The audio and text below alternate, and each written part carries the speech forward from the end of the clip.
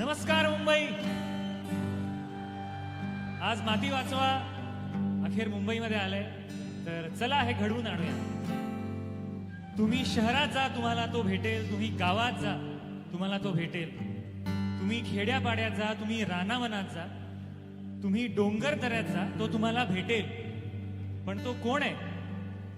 अर्थातच आपला निसर्ग राजा.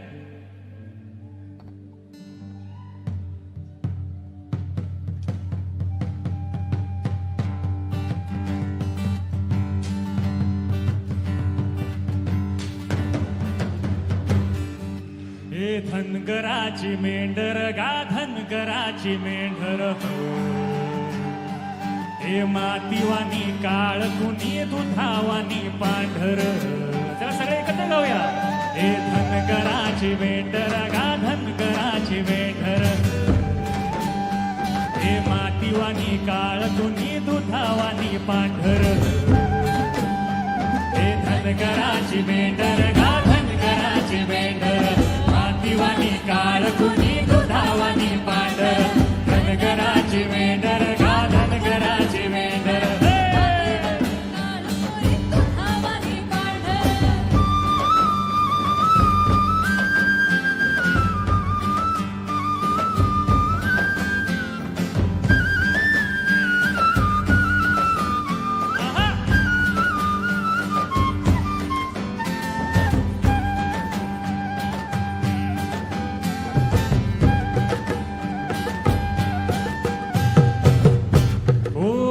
साजिरी दिसत्यात हो ही गोजिरवानी हरण हो, पर माणूस लय उफराटा हो.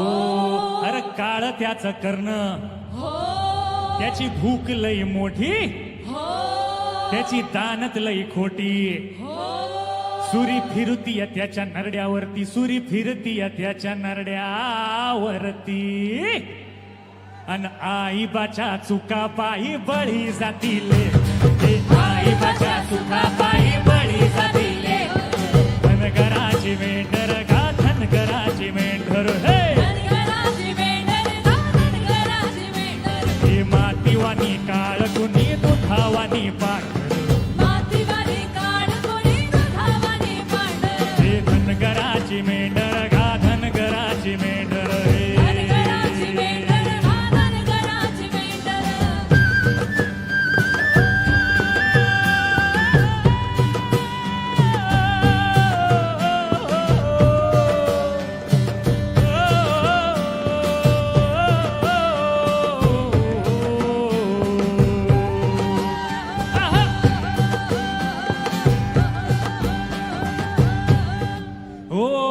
सोसवना उतरला हो बघून एक झाड. आई बा म्हणाल भांड घेऊन गेला पुढं हो, घाशाला परली कोरड, आला पाण्यामध्ये बुडबुड बुडबुड. तिथं घडू नये इपरीत घडलं, तिथे घडू नये ते इपरीत सार घडलं. अन बाण आला घुसला ग काळजाच्या पातूर. हे धनगराची मेंढर गा धनगराची मेंढर, हे मातीवानी काळ कुणी दुधावानी पांढर. हे धनगराची मेंढर गा धनगराची मेंढर, धनगराची मेंढर गा धनगराची.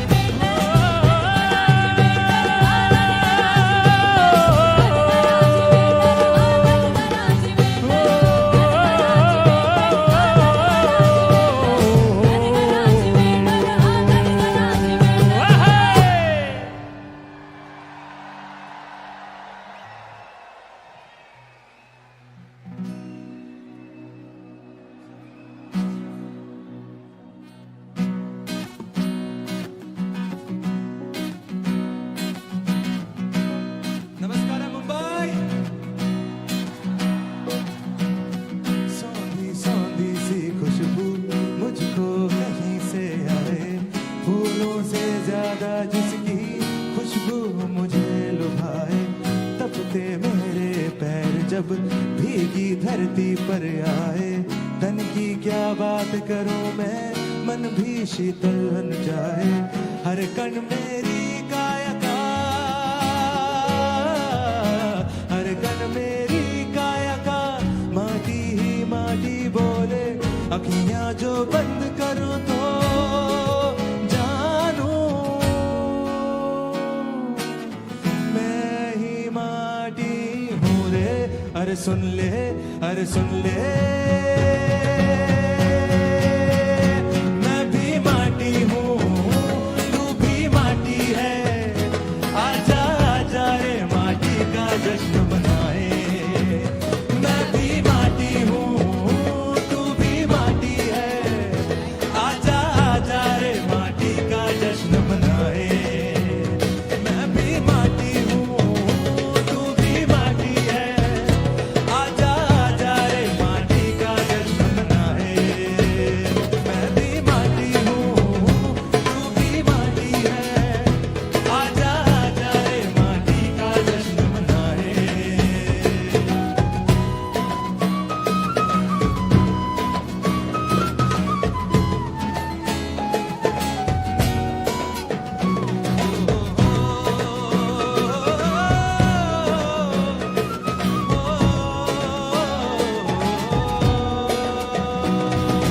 पेड़ की शाख से टपके हर पेड़ के रूप में माटी।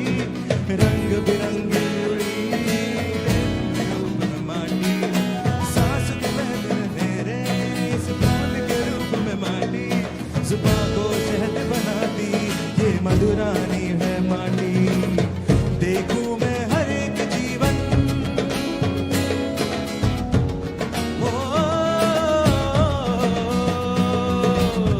अखियां जो बंद करूं तो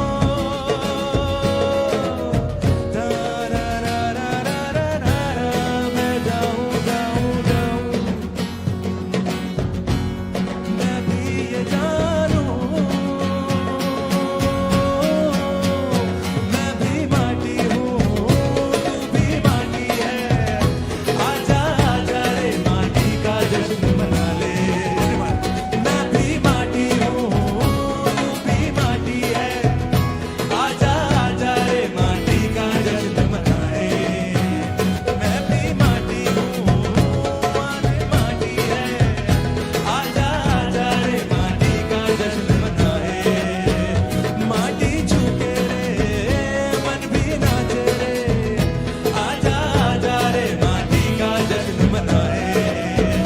मैं भी माटी हूँ, तू भी माटी है। आजा आजा रे माटी का जश्न मनाए।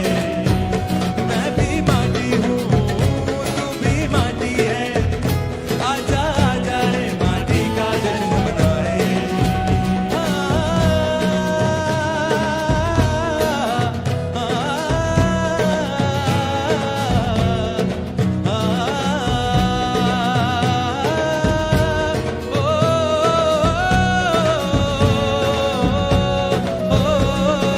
माटी हूँ, तू भी माटी है। मैं भी माटी हूँ, तू भी माटी है। आजा आजा रे माटी का जश्न मनाए। मैं भी माटी हूँ, तू भी माटी है। आजा आजा रे माटी का जश्न मनाए। मैं भी माटी हूँ, तू भी माटी है। आजा आजा रे माटी का जश्न मनाए। Thank you.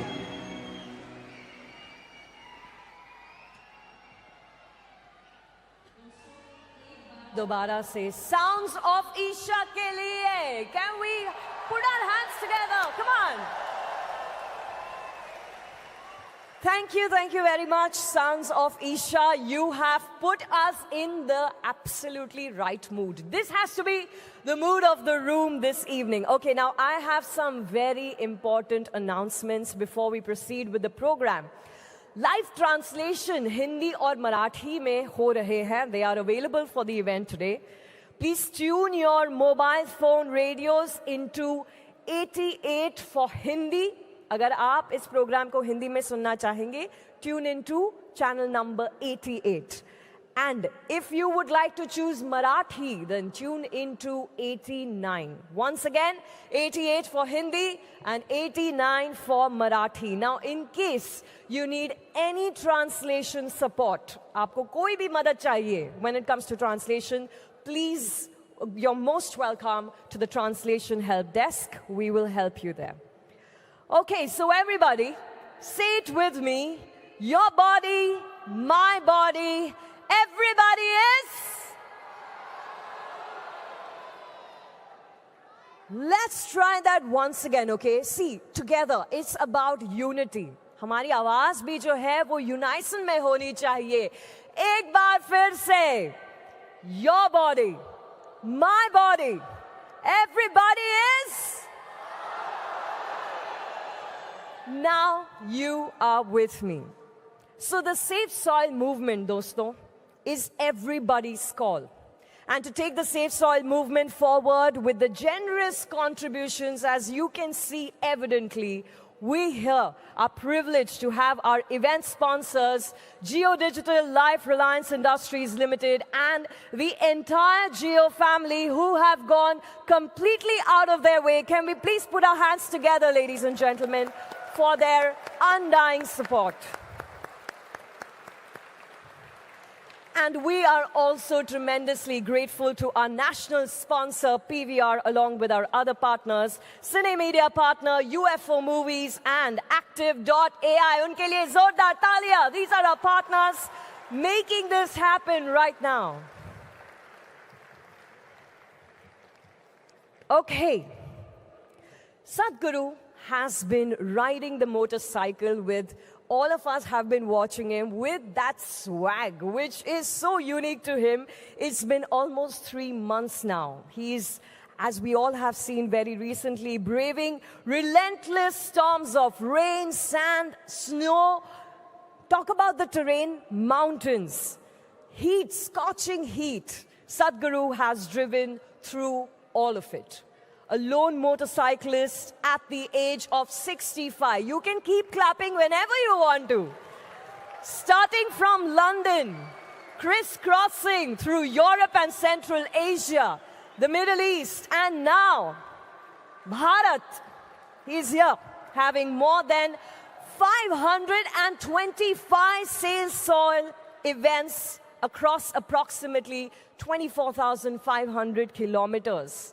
This journey has been covered by more than 260 media outlets with thousands of television and news reports every single day, the ones we see back home.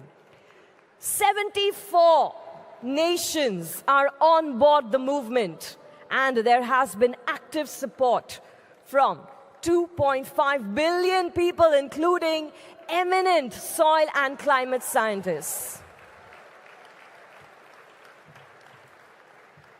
And so, this is the least that I can tell you about it. I think it will be better if I can share with you glimpses of some moments that the Safe Soil movement with Sadhguru has experienced so far, and how the entire world, sari dunya, has united in the soil wave, dancing to the rhythm, Safe Soil. Dosto, let's take a look.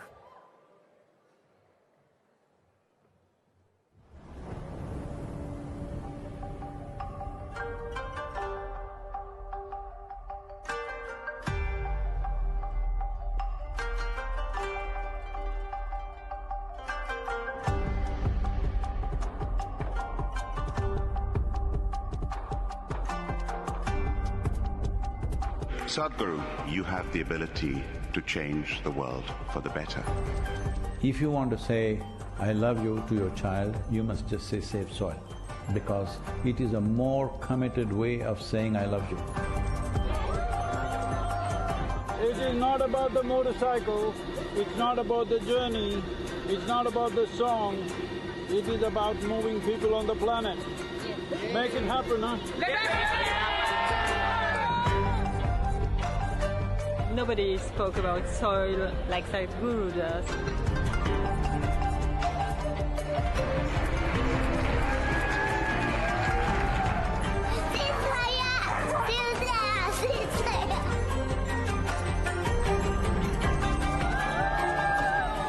resonated with me, the message that we have to save our soil. We as people have to unite and to solve this. This is a celebration of human beings coming together to do what they need to do.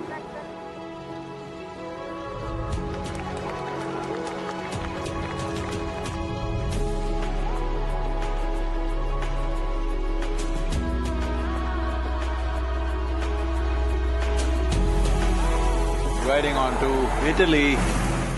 Italy is raining heavily tonight. And we are very happy that we are aligned in our message to really hide the profile of soils.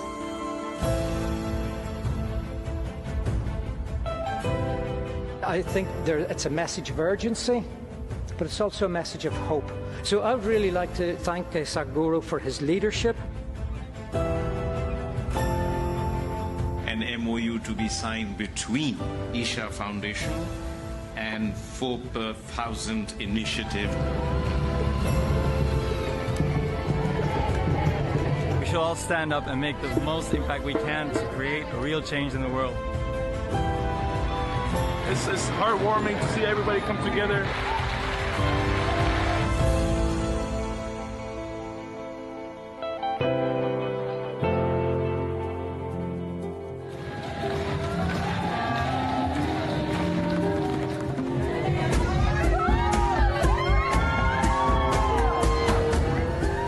The Education Ministry in Germany has now come into the picture officially and asked all the children to do artwork to support Save Soil movement.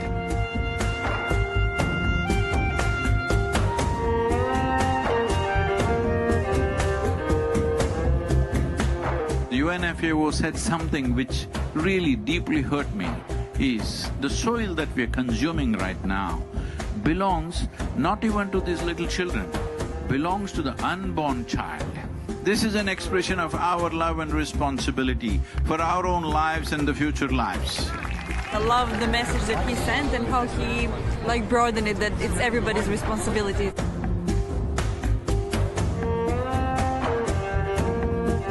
I think there is a great potential for a good collaboration, partnership with the campaign Save Soil.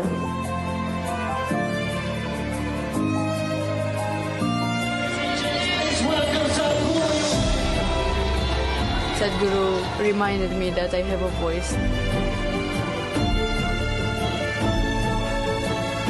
Is an honest expression of his wisdom and love for humanity, I think.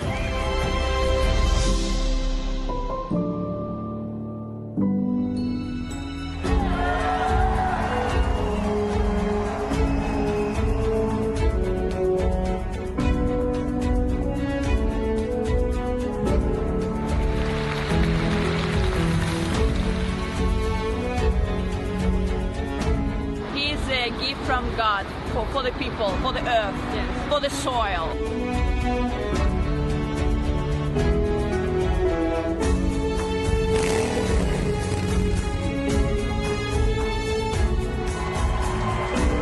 This is not for us, this is for him and his generation. Here in Palestine, wonderful to be here.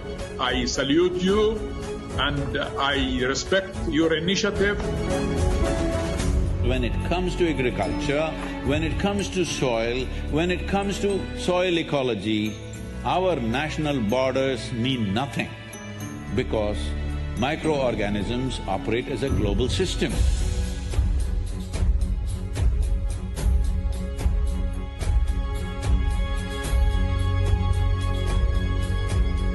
Dear Sadhguru, one of the world's voices and leaders on soil conservation and land, in this day and age, having you here is absolutely fantastic and we welcome you.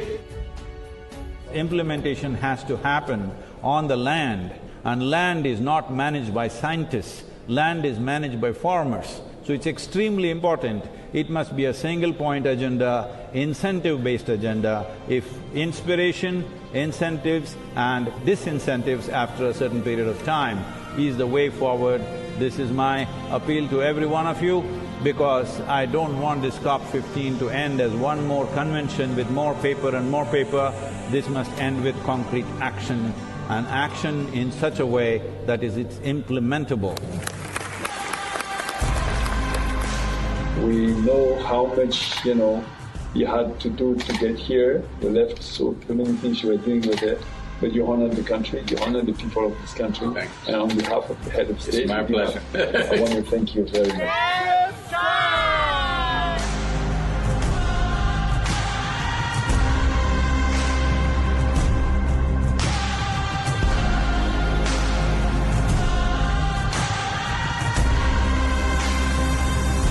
Anche دكتور safe soul.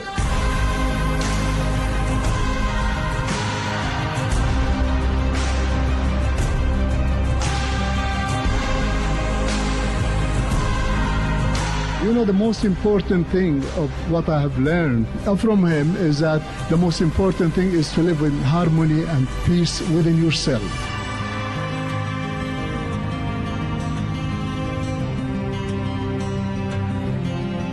Thank you so much for being here with us, Sadhguru, on this wonderful journey.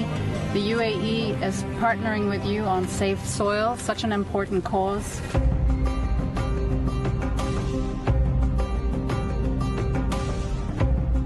My dear brother Sadhguru, I would like to thank you for including the United Arab Emirates in your inspiring journey.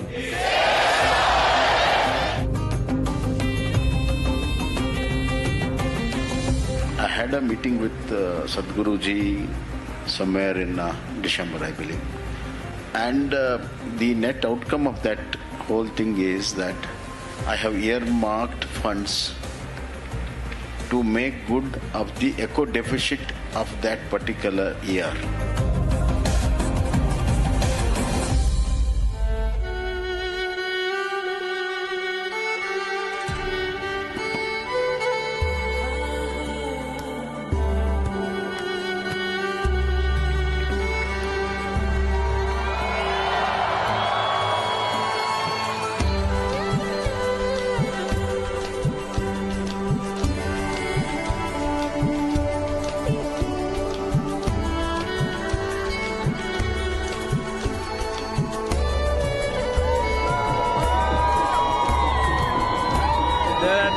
To describe what it means to be back in India.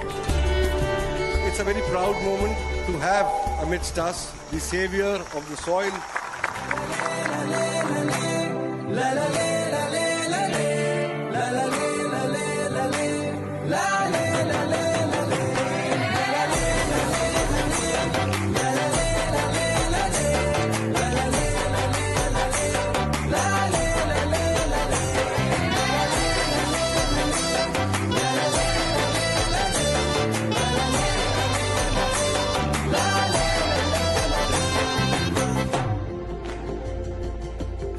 Lead લઈશું ગુજરાત તમને એટલું કહી શકાય કે lead લઈને ગુજરાત અને મેં જેટલું બને એટલું ઝડપથી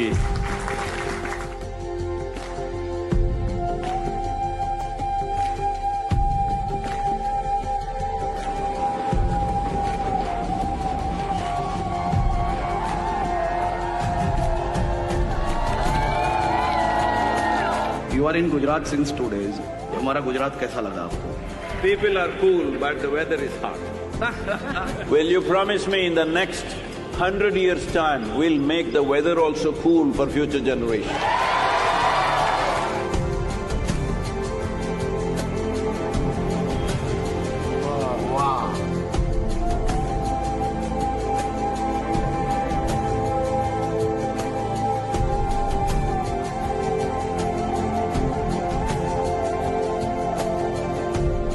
It's my fortune that on this day, when it's Rana Pratapji's Jayanti, I happen to be here. I think it's an exceptional movement, and I think now it is our responsibility to make sure that we spread that message, pass on that message, and actually do something about it on the ground.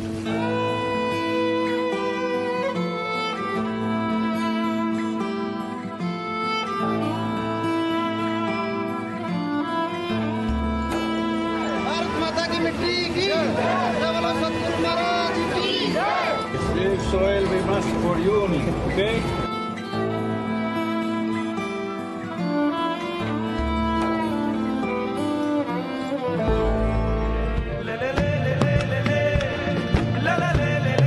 और पूरी दुनिया में एक नया संदेश देने के लिए सदगुरु जी ने जो ये महाअभियान चलाया है, आने वाले समय में हमारी नौजवान पीढ़ियां आपके इस बताए मार्गदर्शन पे चलते हुए मिट्टी बचाने के अभियान को आगे बढ़ाएगी।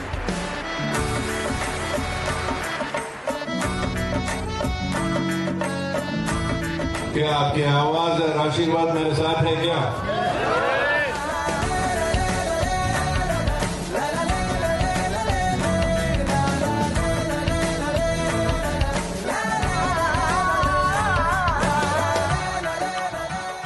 As the Prime Minister has taken up the Solar Alliance, I think there's an immense opportunity. After talking to various leaders around the world, I realize India and the Prime Minister of India could take up the leadership of soil regeneration in India and the world.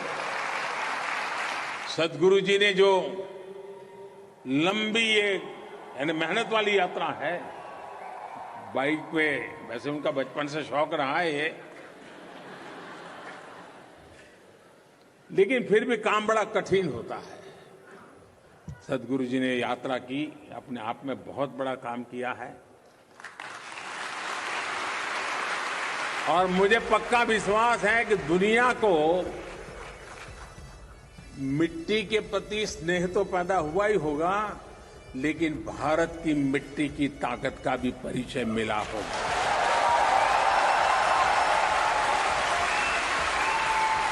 आप सबको बहुत बहुत शुभकामनाएं। धन्यवाद।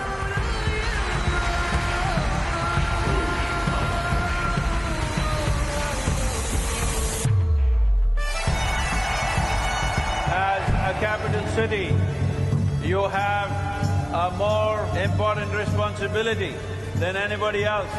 Will you keep it up for the next few months till these policies happen? Let's make it happen.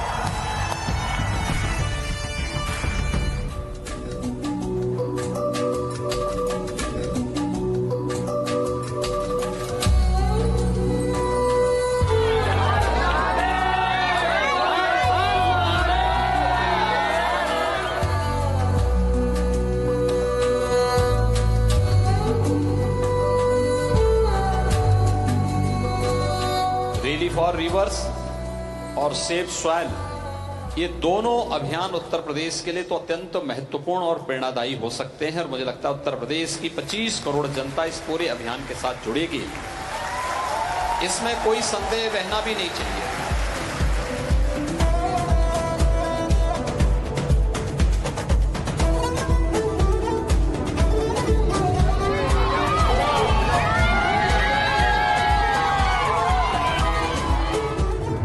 बचाओ अभियान, हम सभी साथ हैं।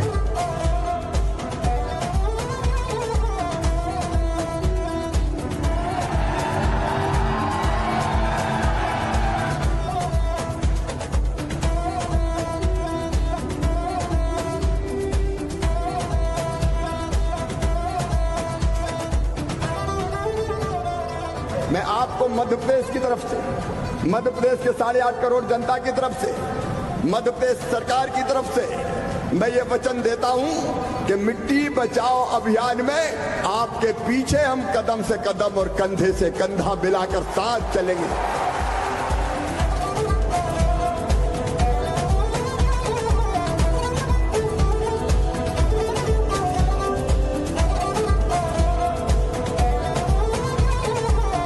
After nearly a month in the desert lands, first taste of monsoon as we enter Maharashtra. It's a welcome rain.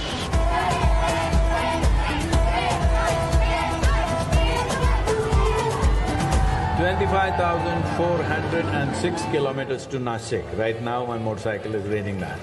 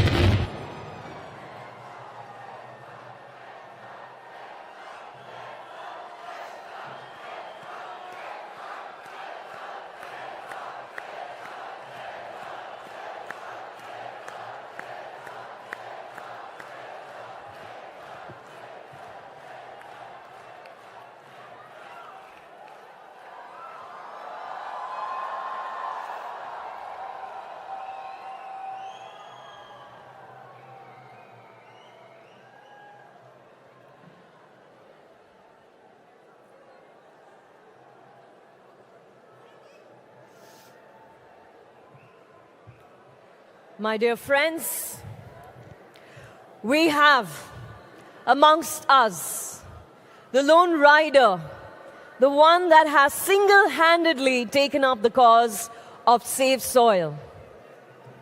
The only and the one. Namaskaram, Sadhguruji. And even though I'm the one who has the mic, I'm going to now turn the mic towards Mumbai. And Mumbai, I give you 10 seconds to welcome the man himself, Sadhguru.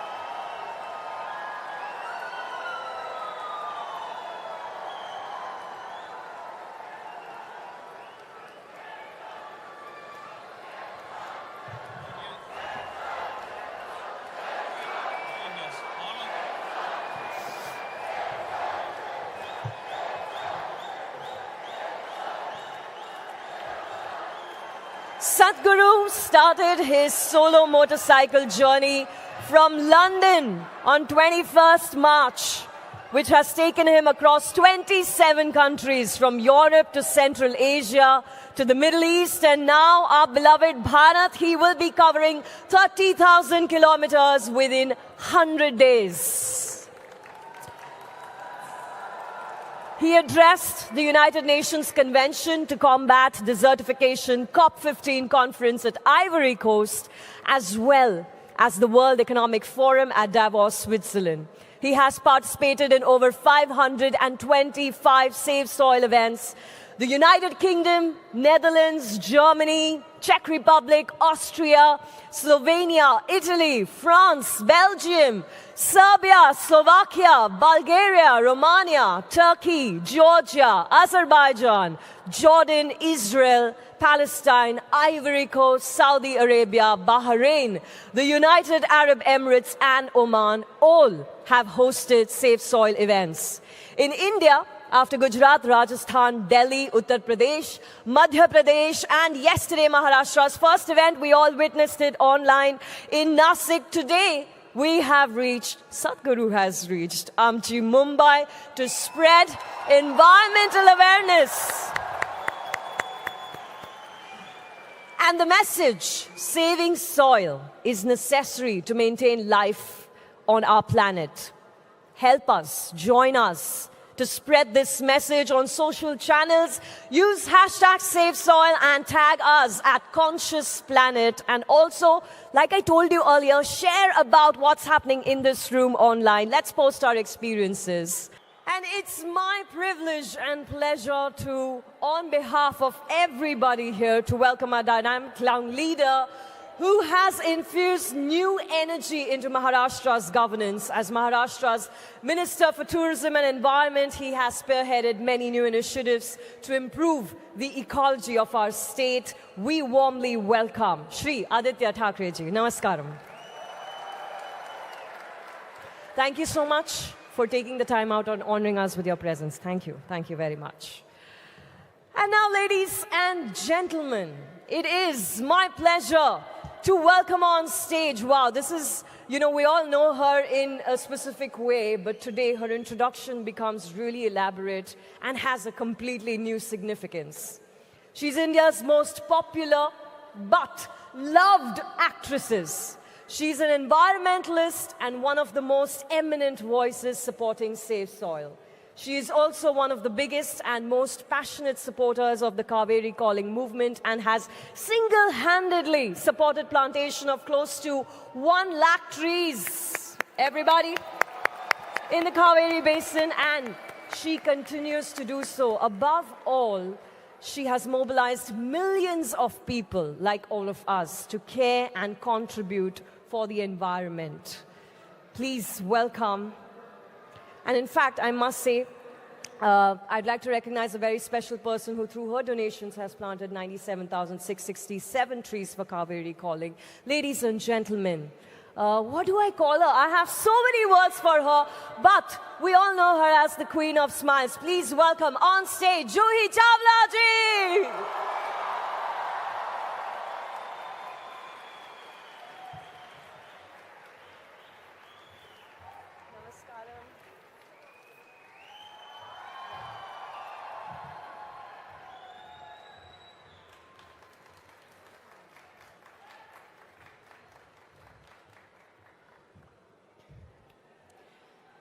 Namaskaram, Sadhguru ji.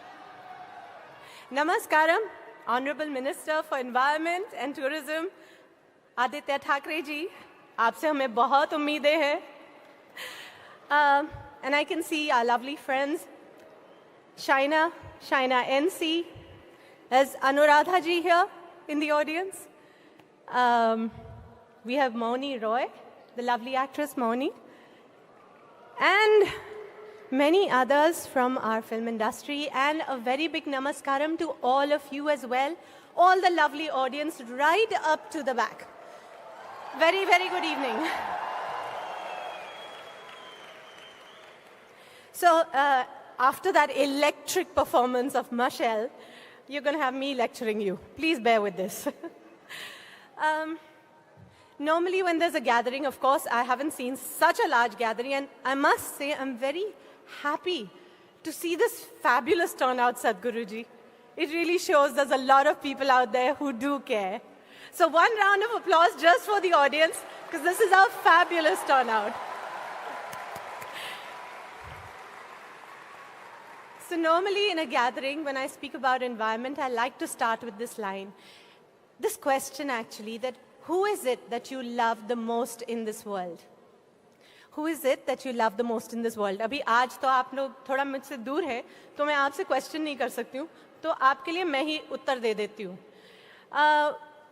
If you're not yet married, and if, like Sadhguruji sometimes says, those hormones haven't kicked in yet, then you do normally say कि I love my mother, I love my father, my parents. If you're married, like me, and children, unflinchingly you'll say, I love my children the most in this world. And here I just want to remind everybody, we do not inherit the earth from our ancestors. We borrow it from our children.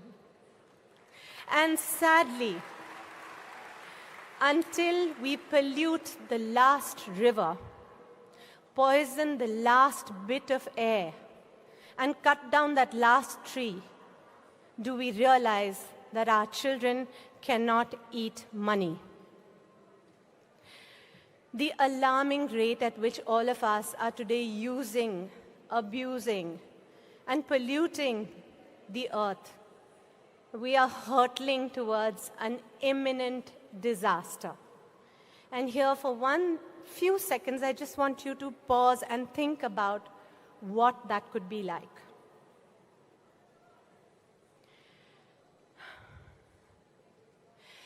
Just a few days ago, there was an article in the Midday. You know, Sadhguruji, we have thousands and thousands of flamingos which come to our creeks. Hai ki nahi? Toxic that it is killing the fish and it is poisoning the flamingos. Now, it doesn't just stop there. That water is seeping into our soil. It is also going into the oceans. It's going to pollute everything, and that comes back to us. You know, just a few years ago, we used to make these films on plastic, you know, Aditya, when we were very active about plastic. So my assistant and myself, we were looking through videos, trying to find bits of, you know, documentaries to pick up from. And we found this one old farmer, old, and he was saying in Hindi, when he was a child, जब वो उनके बचपन में मस्ती करने वो लोग यमुना जी में जाते थे कूद के स्विमिंग करने, तो कहते हैं कि हमारे पेरेंट्स, हमारे बड़े हमसे कहते थे पहले नहाकर फिर यमुना जी में जाना, यानी कि अपनी इतनी सी गंदगी भी वहां पर मत लेकर जाना. And then he said कि जब मनुष्य असभ्य था तो पर्यावरण एकदम साफ था। अब मनुष्य सभ्य हो गया और पर्यावरण सत्यानाश हो गया।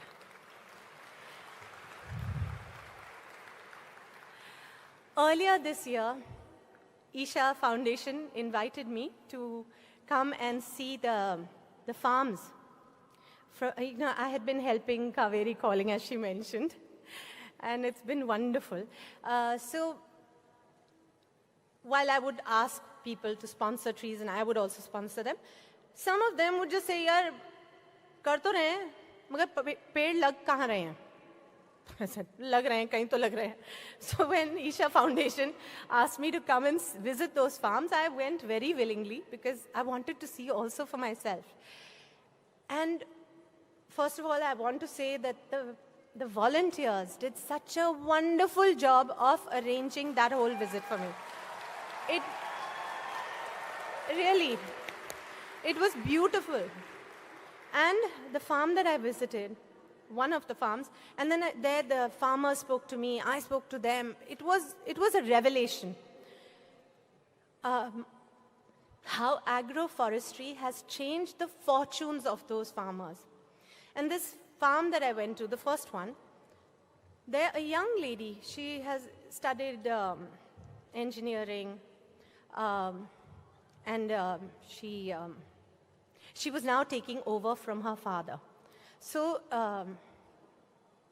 she said that, at first she was very insecure because like all farmers, you're so dependent on nature. But now, after this intervention from Isha Foundation and this introduction to agroforestry, she is now secure.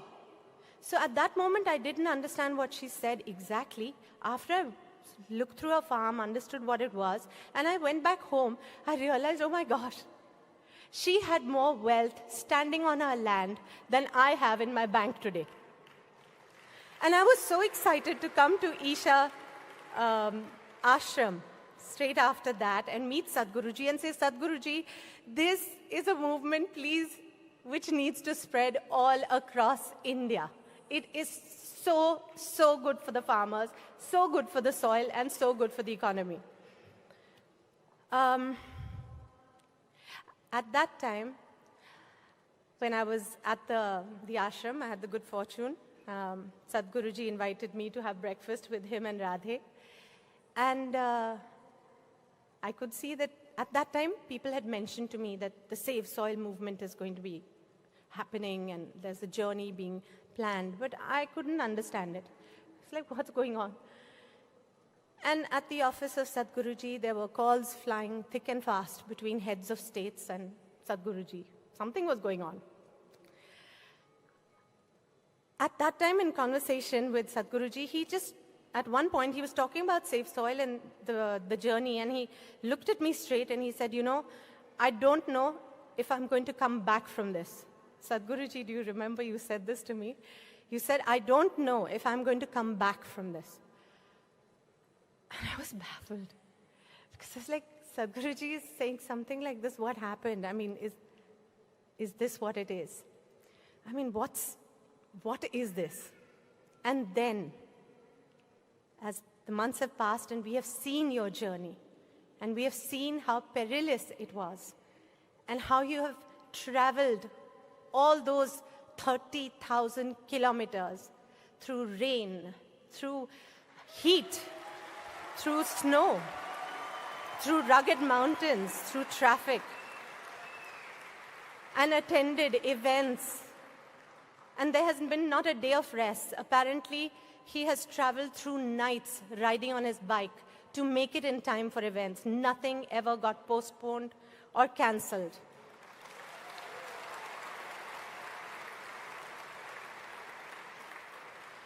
I am not being given much time, so I will just say just a few things from here that, okay, let that be. I think we are going to see the journey for ourselves, I'm sure, and I hope that Isha Foundation will be showing it on the screen for us to realize what a Herculean task you took. And you have completed, and here you are, safe and sound with us. Thank you, Sadhguruji. We do need you. There's a lot of work still to be done. And yes, there is no replacement for you as yet. So please hang in there with us and make us do what you want, because I know what you want is not for yourself or personal glory. It is for all of us, and it is for all our children whom we love the most. Thank you is just 2 little words, and I feel small just being able to only do that much, saying thank you. I just want to express from all of us, from that end right up to here, all of us, our deepest gratitude. And I think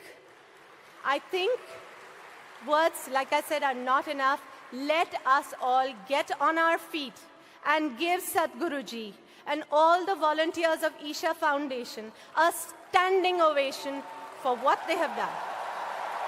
And let the applause not stop.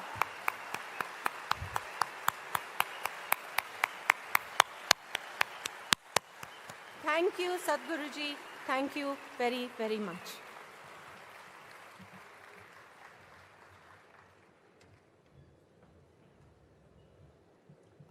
My dear friends, Juhi ji giving us a lot of not just food for thought, but food for action. Can we please put our hands together for Juhi Chawla ji? Thank you so much. Envisioned by Sadhguruji, Project Samskriti offers classes on Indian classical arts, including music, dance, and Kalaripayattu, which is a martial art form. These intricate arts have been employed for thousands of years as spiritual processes. And the artists today that you're going to witness on stage have invested in these arts from the age of 7, not as a hobby, but as a way of life. We're eager to behold their performance, which will begin with an offering by Radhe Jaggi, a classical Bharatnatyam dancer. Ladies and gentlemen, please welcome them with a round of applause. Project Samskriti is an endeavor to nurture and impart India's classical arts. Designed by Sadhguru, it offers programs to learn powerful chants, music, Bharatnatyam and Kalaripayattu, an ancient martial art form conducted by the rigorously trained students and alumni of Isha Samskriti. The art forms are imparted in their most profound form as possibilities for inner growth and transformation. Project Samskriti is not today's idea. It's been in incubation for nearly 25 years. So this is an effort not to save the art form alone, but to bring up humanity to a higher level of existence within themselves.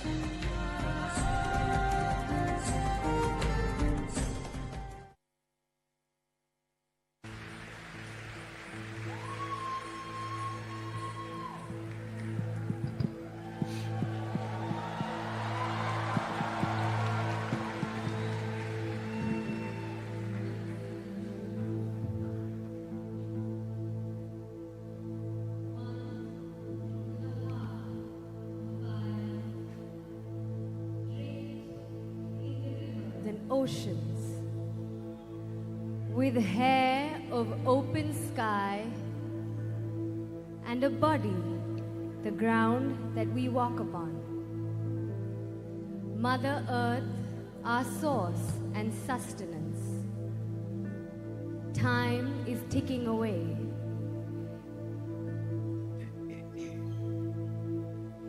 As we exploit this gentle source of life, to build our lives, our comforts, our luxuries, we have ignored her call, her plea. Time is ticking away. It's time to reinvigorate and celebrate this gentle mother who has birthed us, fed us, and one who will embrace us into her bosom in our death.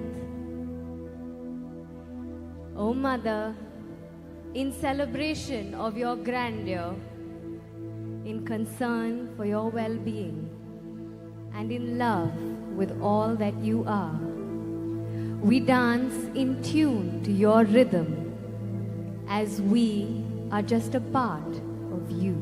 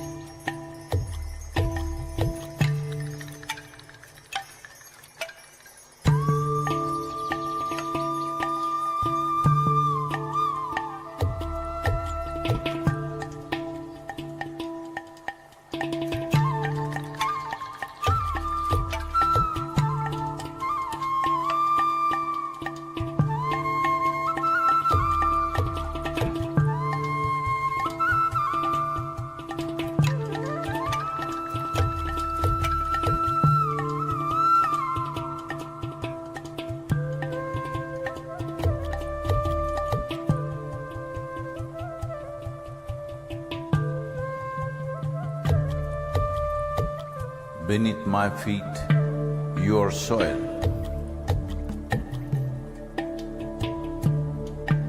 When you rise, you become a tree.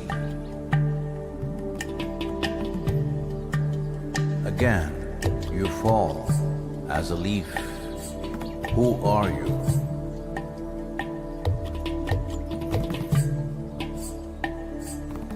You come up as a crop. You give me life as food.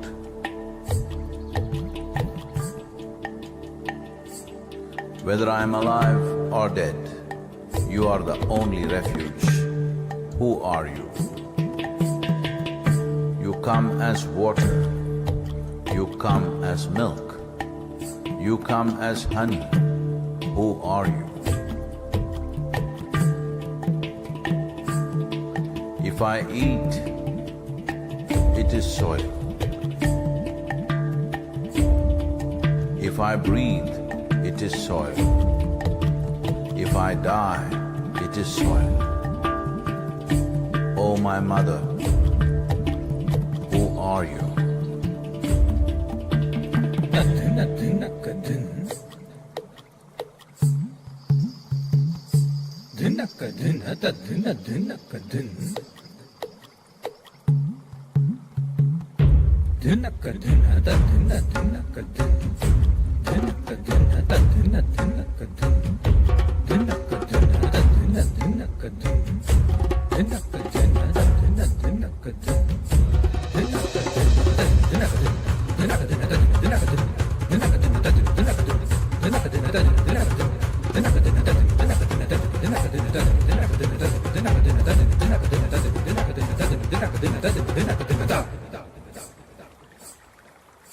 Soil.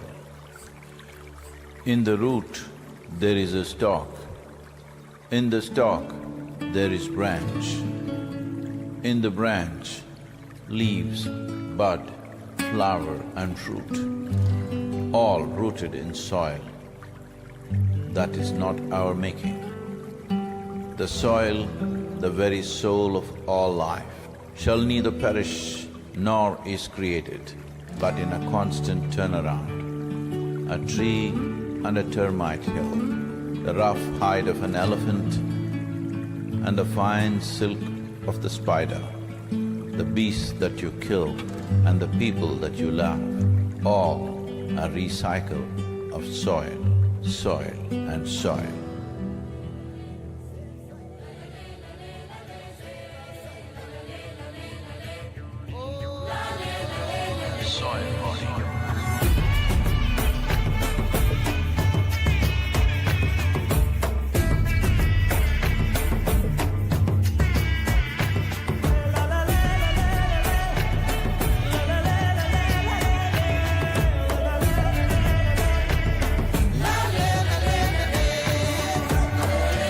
The magic of soil is it turns death into life.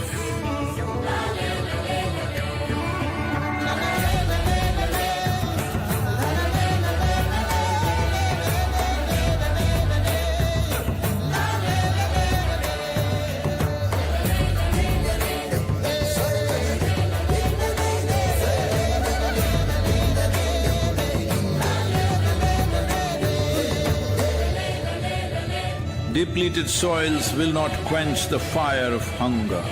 Unquenched hunger can burn the very world. This is a generational responsibility. Save soil.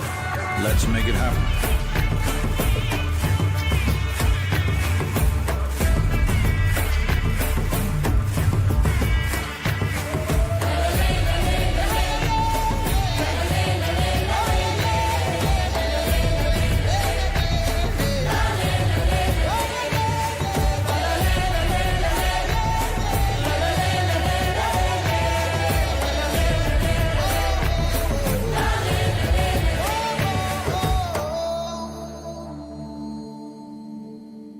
The Conscious Planet, the Save Soil movement. It's an effort to save our planet's soil from extinction. As occupants of this planet, this shared planet, I have a question to ask, and I want a loud and clear answer. Are we going to be a regretful, or are we going to be a responsible generation? Wonderful.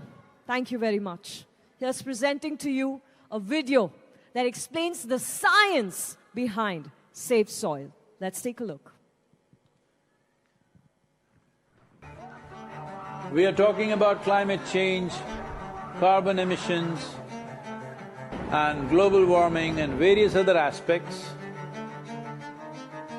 but we are not addressing soil. Soil is the habitat upon which zillions of lives thrive. Once there is no richness in soil, then you have forsaken the planet in many ways. Every responsible scientist in the world and the UN agencies are clearly saying we have only 80 to 100 harvests left.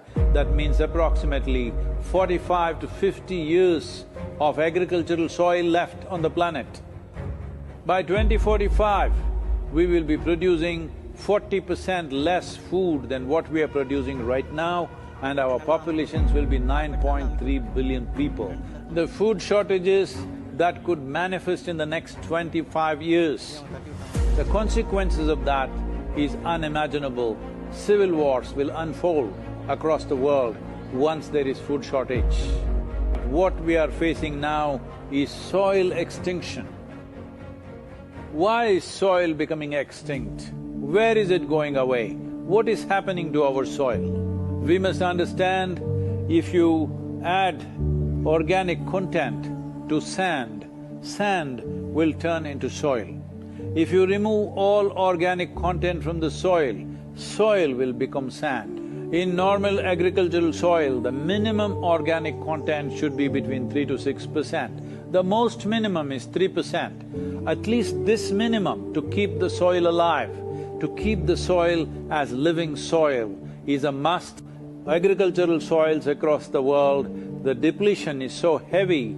In most countries, more than 50% of the topsoil is already gone in the last 100 years.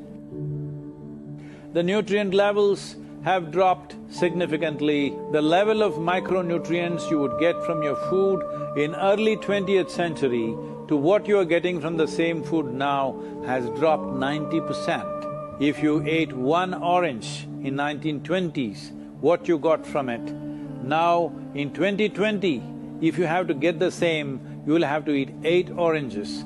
This is what we have done to our food.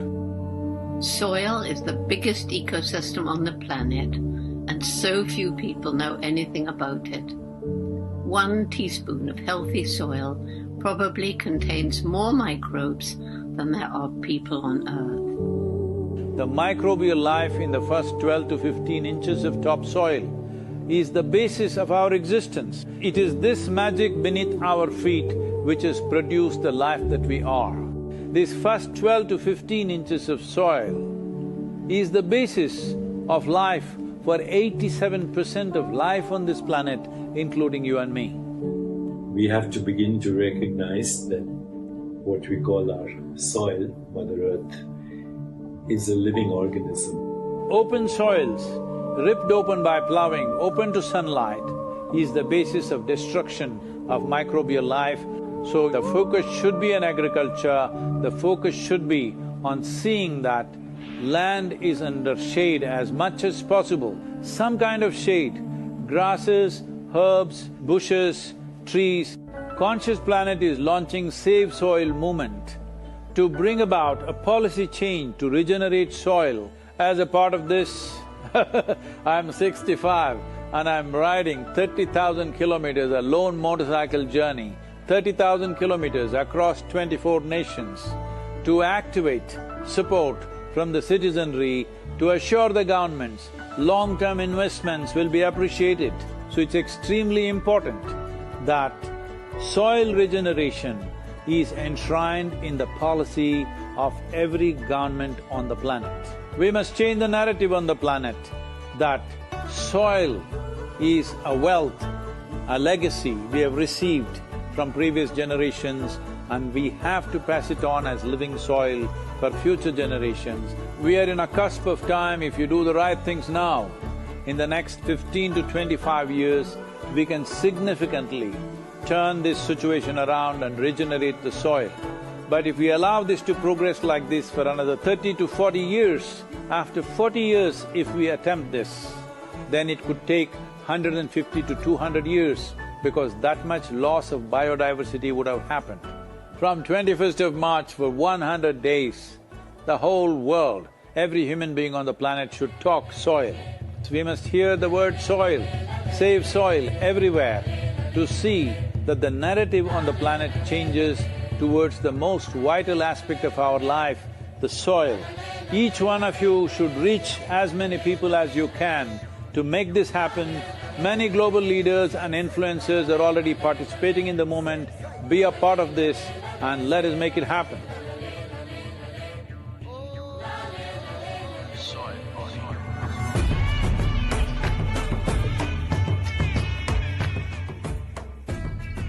सद्गुरु जी ने यात्रा की, दुनिया को मिट्टी के प्रति स्नेह तो पैदा हुआ ही होगा, लेकिन भारत की मिट्टी की ताकत का भी परिचय मिला होगा। And the movement that you are taken up, I could not expect any more God's blessing than that. Sadhguru, and this campaign is so important. We're going to save the soil. Do your part. Let's save soil and create a conscious planet. Save soil. Save our soil. Save soil. Sadhguru, save soil, my friend. Save soil, let's make it happen. Antigua and Barbuda is part of the Save Soil mission. We commend you for what you're doing. That is why we are happy to sign the MOU. The science and philosophy that backs the thought behind the movement is tremendous.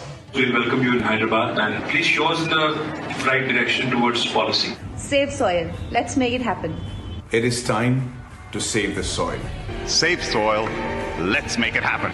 We know what we must do, so let's make it happen. Let's make it happen. Let's make it happen. Let's make this happen. Let us make it happen. Let's make it happen. Let's make it happen. Save soil. Let's make it happen.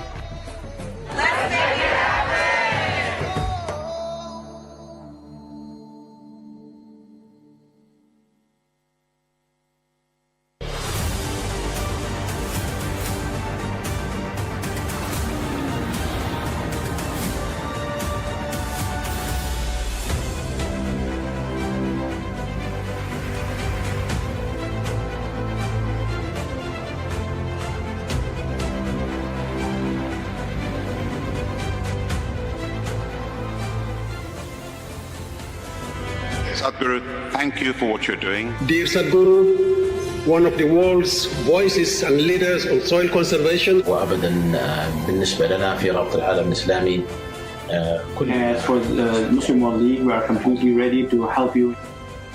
This is my appeal to every one of you because I don't want this COP15 to end as one more convention with more paper and more paper. This must end with concrete action, and action in such a way that it's implementable.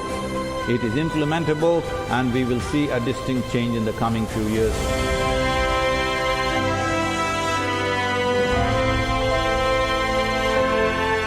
The movement that you are taken up, as a soil scientist, I could not expect any more God's blessing than that. Your leadership, Sadhguru, and this campaign is so important. You've inspired me to think about soil very differently. I love what you say, that we're all part of the solution and we all have a role to play.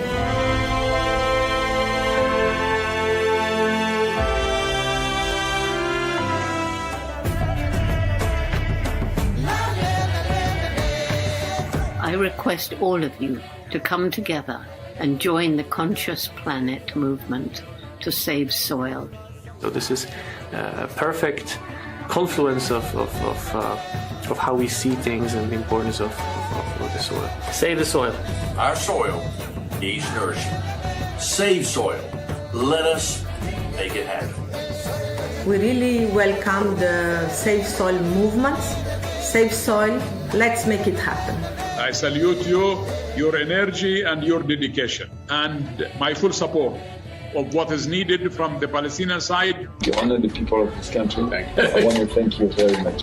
सद्गुरु जी ने यात्रा की, अपने आप में बहुत बड़ा काम किया है और मुझे पक्का विश्वास है कि दुनिया को मिट्टी के प्रति स्नेह तो पैदा हुआ ही होगा, लेकिन भारत की मिट्टी की ताकत का भी परिचय मिला होगा। Soil is not our property. It's a legacy that's come to us from previous generations, and we must pass it on as living soil for future generations.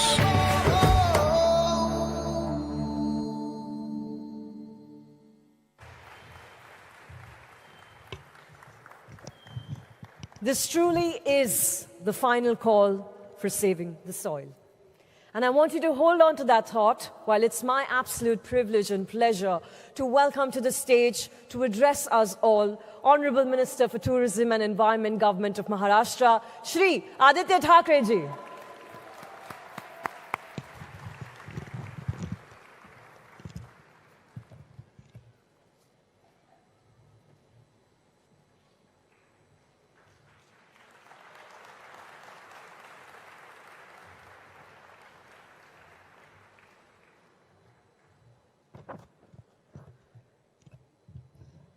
आदरणीय सद्गुरू,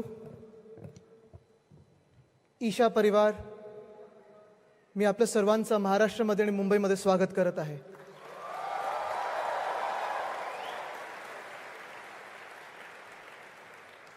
गुरुजी, आज दोपहर को आप जब घर आए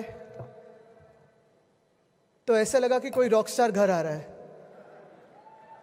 लेकिन जब हम बातें करने शुरू हुए, जब आप मुख्यमंत्री महोदय से मिले, सेफ सॉइल जो मैं अभी भी सुन रहा था, कई अन्य लोग बोल रहे थे. We've always heard in our schools about water being life. We've always heard about air pollution, water pollution. We've heard about everything else apart from soil. Today, Guruji, you have told us and taught us that soil is oil, soil is gold, and soil is life.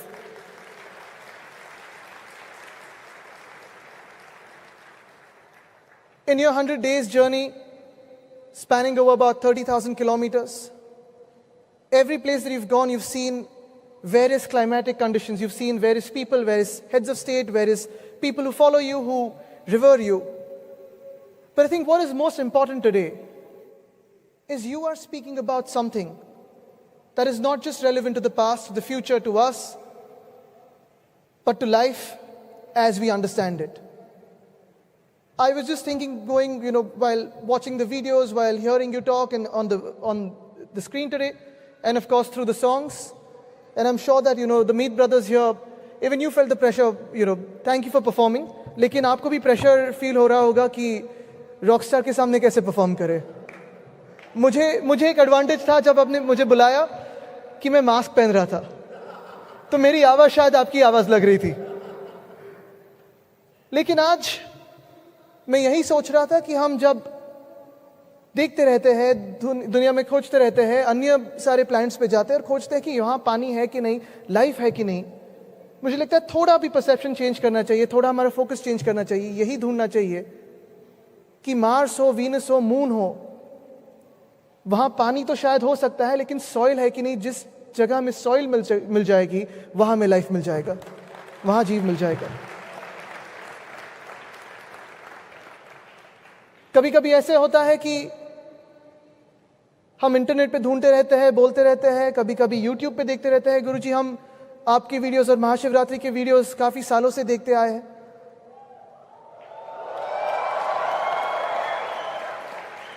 जब भी आपको screen पे देखते हैं तो नमन करते हैं. आदि योगी का जब स्टैचू देखते हैं वहां नमन करते हैं. लेकिन मुलाकात कभी पहले हुई नहीं थी. शायद यही एक वक्त आना था, आपका बुलावा आना था, जब हम डाइवोर्स में पहली बार मिले और आपने मुझे कहा कि सॉइल के लिए कुछ करना चाहिए.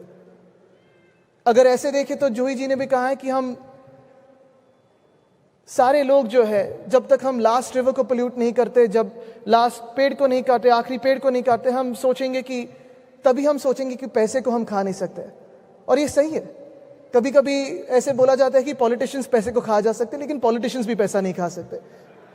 तो कोई भी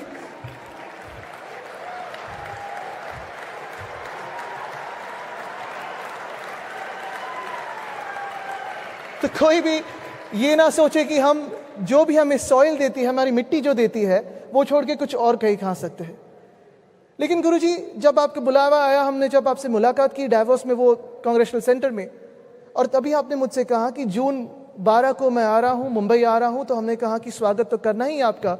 लेकिन मैंने आपको पूछा कि कैसे पधारोगे, और जब आपने बाइक कहा तो मैं सोचने लगा कि गुरुजी कैसे बाइक पे आएंगे। ये पूरा जो एक जर्नी होता है, हम तो प्लेन में जाते हैं, 8 घंटे की जर्नी हो और थक जाते हैं, कभी कभी सोचते हैं कि चलो अगले दिन रेस्ट ले। लेकिन आज भी जब आपसे मिले तो एक प्रेरणा लेके आगे चल रहे हैं कि हेड्स ऑफ स्टेट हो, कोई भी इंसान हो, महिला हो पुरुष हो, हमें काम करना है, वो खुद के लिए करना है। And Juhi ji, what you said is true, that till now we've always heard that whatever we've inherited is not from the past, it's about borrowing from the future. But what I tell everyone when I speak about the planet, what I tell everyone about doing something for the planet, we're not doing something for the planet. We're not doing a big favor by protecting our soil or water or air. We're not doing it for the planet, we're doing it for ourselves. I think the first thing we need to understand and realize is, in a generation before me or 2 generations before us, maybe 40 or 50 years before we came onto this planet, it was easier and it was okay to say that we're doing this for the future generations. We've come to a point of inflection, we've come to a critical point on our planet today that if we don't do it for this very generations, for the generation that we are in, we might not even see the future generation. That is what our situation is today. We do not have the luxury of time to believe that we can go on doing something for the planet maybe 10 years, 20 years, 30 years down the line and the planet will be still okay with it. We have to act, and we have to act today. That is the point that I'm trying to make here. We're in the midst of a climate crisis.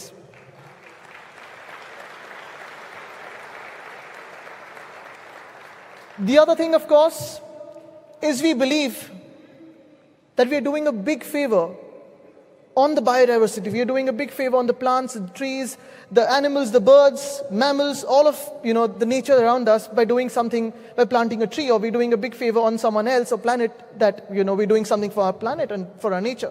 We're not doing a big favor on it, we're doing it for ourselves.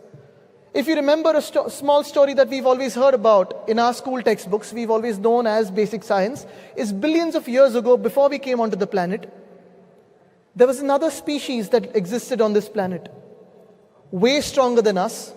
I don't know about the intelligence, but yes, they were pretty intelligent. They were dominating the planet, and they were known as dinosaurs.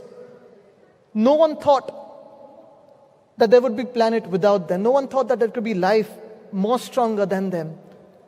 And the minute there was a meteor strike or whatever science says, they were wiped out, and the planet has gone on very beautifully without them. So if we think that without the human race the planet cannot exist, we are wrong. The planet may exist even beautifully without us, and that is a thought I want to seed in your minds. I'm not going to take much time because we're here to listen to Sadhguru. Sadhguruji, we're here to take inspiration from you. But one basic thing I've realized today in our meeting and today while sitting next to you is, we are soil, and that is where we come from, and that is where we eventually go. Whatever we treat as our bhumi, wherever we go in the world, we remember 2 types of bhumis, our janma bhumi and our karma bhumi. जहाँ हम पैदा होते हैं और जहाँ हम हमारा कर्म करते हैं और आगे जाते हैं, सक्सेसफुल बनते हैं, पैसा कमाते हैं, शोहरत कमाते हैं, नाम कमाते हैं. लेकिन परसों भी मैंने एक न्यूज़ पे एक वीडियो देखा. हमारे राष्ट्रपति जी कोविंद साहब जब अपने गांव पहुंचे, अपने घर पहुंचे, तब झुक के उन्होंने मिट्टी को नमन किया और सर पे लगाया. यही मिट्टी हमें बनाती है और इसी मिट्टी को हमें बचाना है.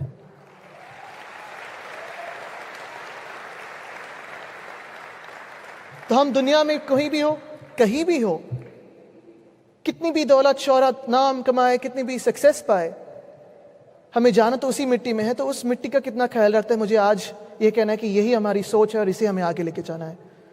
गुरुजी, thank you so much for inviting me, for giving me the honor of being a part of this movement. On behalf of Maharashtra, while coming here, Honorable Chief Minister Uddhav Thackeray ji, who has committed himself to sustainable development, be it protecting the RA forest, 808 acres in Mumbai, calling it a forest, declaring it a forest, be it protecting more than 15,000 hectares of wetlands as mangrove and putting it as dedicated mangroves, or even recently 692 square kilometers of conservation reserves. We are committed to this cause, and I'm here to say that Maharashtra आपल्या सोबत आहे, ईशा फाउंडेशनच्या सोबत आहे आणि safe सॉइलच्या सोबत आहे. धन्यवाद. जय हिंद, जय Maharashtra, Vande Mataram.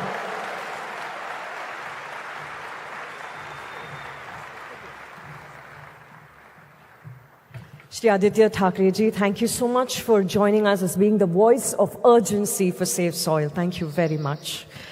At this time, I request dear Sadhguru to please do the honor of launching Majhi Vasundhara Abhiyan 3, an initiative by Maharashtra Ministry of Tourism and Environment, spearheaded by our Honorable Minister for Tourism and Environment, Shri Aditya Thackeray ji. I also request Mrs. Manisha Patankar Maiskar, Principal Secretary, Environment and Climate Change. Namaskaram. Mr. Sudhakar Bobre, Mission Director, Majhi Vasundhara Mission, to please come on the dais for the launch of Majhi Vasundhara Abhiyan 3.0. Thank you, sir, for this. This is our effort to protect 5 elements of nature. So clearly it's a great part of it.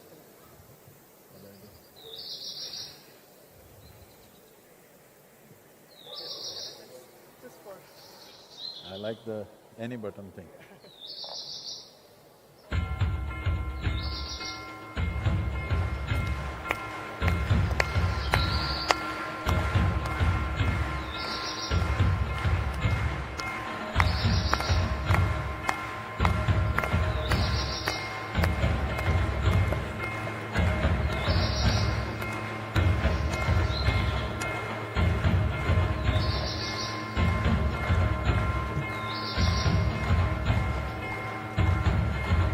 Majhi Vasundhara Abhiyan is a unique and integrated first ever exercise in India focusing on the 5 elements of nature, or the Pancha Mahabhutas: earth, water, air, fire and akash.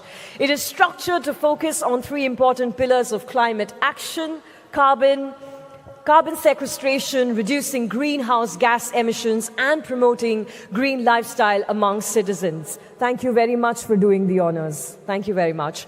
Now, as part of the Safe Soil movement on this historic day, ladies and gentlemen, at Mumbai, the Maharashtra government and Isha Outreach shall be signing a memorandum of understanding to rejuvenate Maharashtra soil. This moment is the milestone step towards improving soil health in the state, with the Safe Soil movement and the state government working hand in hand.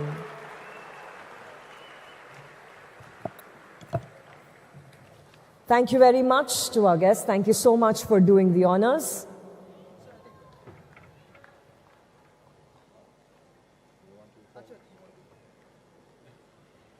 Yes, let's capture this moment.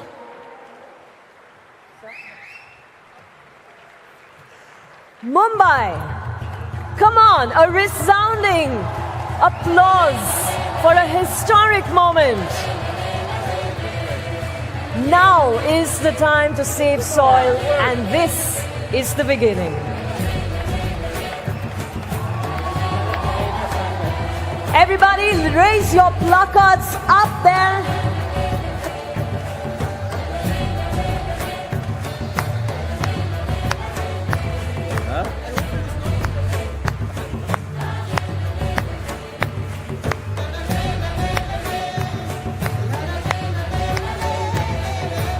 Thank you, Honorable Minister. Thank you, ma'am.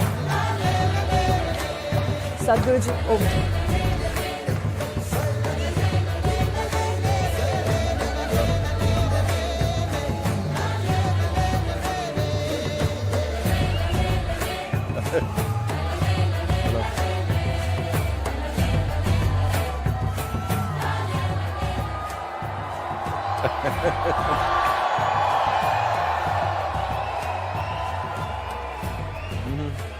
Hello. Yep.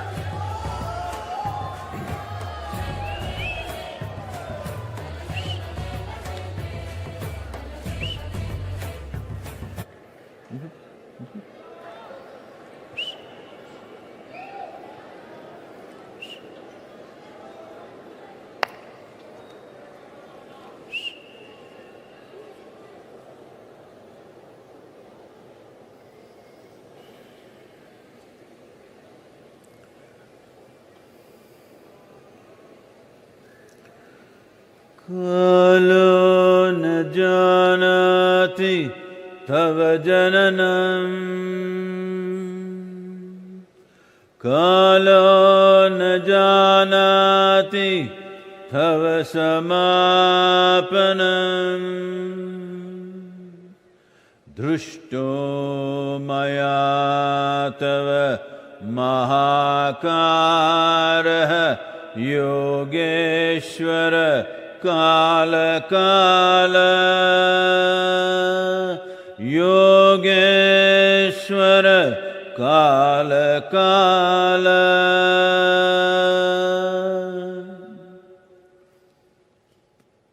Namaskaram. Namaskaram to everyone.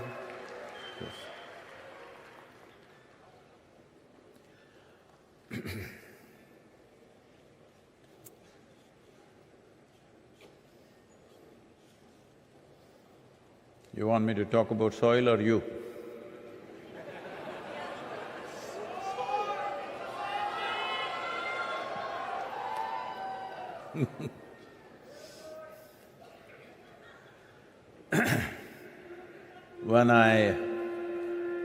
What is that?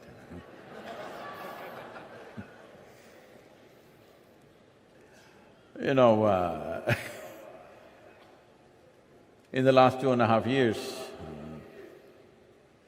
I've been meeting so many agricultural ministries, bureaucrats involved in that aspect of the governance across the world, environmental ministers, soil scientists. And what I realized was, everybody knows what is the problem.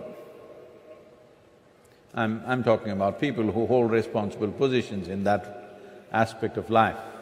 Everybody knows the problem, everybody generally knows the direction of the solution. Then I was wondering, everybody knows the problem, everybody knows the solution, what are they waiting for? Then I realized, they're waiting for an idiot to bell the cat. It's always like this in the villages. If something dangerous has to be done, something unpopular has to be done, you catch hold of the village idiot, always. Then I thought, here I am. Because soil was a very unpopular subject just 3 months ago. When I was in London, a lady journalist came to interview me and said, Sadhguru, like this, Sadhguru, this is the most unromantic thing that I could think that you would do in your life. Soil, of all the things in the soil, you think somebody is going to support you in this? Do you really believe this?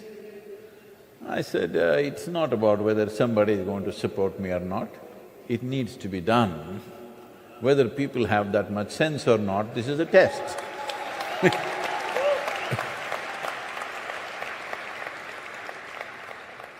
Then another question is always, why motorcycle? Oh, Sadhguru loves motorcycles.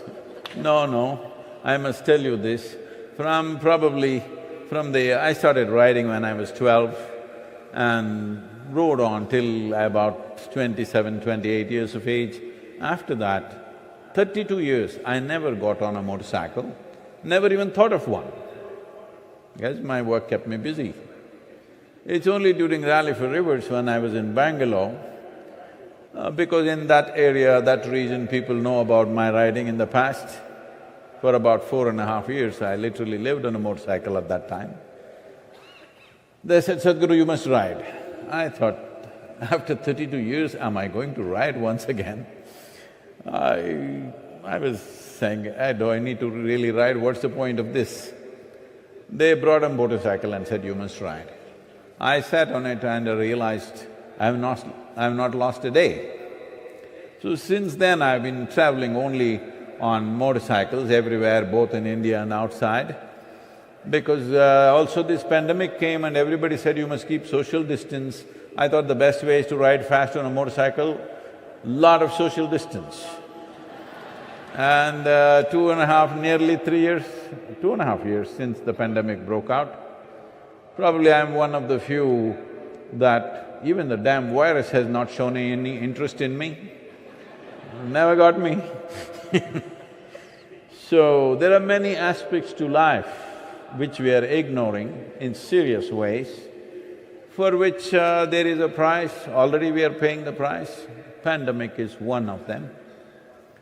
When we talk about pandemic, we must understand, you can give it whatever names you want.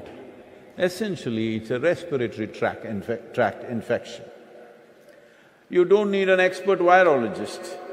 A simple doctor will tell you that in your food, if there is no vitamin A, vitamin B6, B12, vitamin D, vitamin E, iron, folate, zinc, magnesium, you will be far more susceptible to respiratory tract infections. This is a known fact.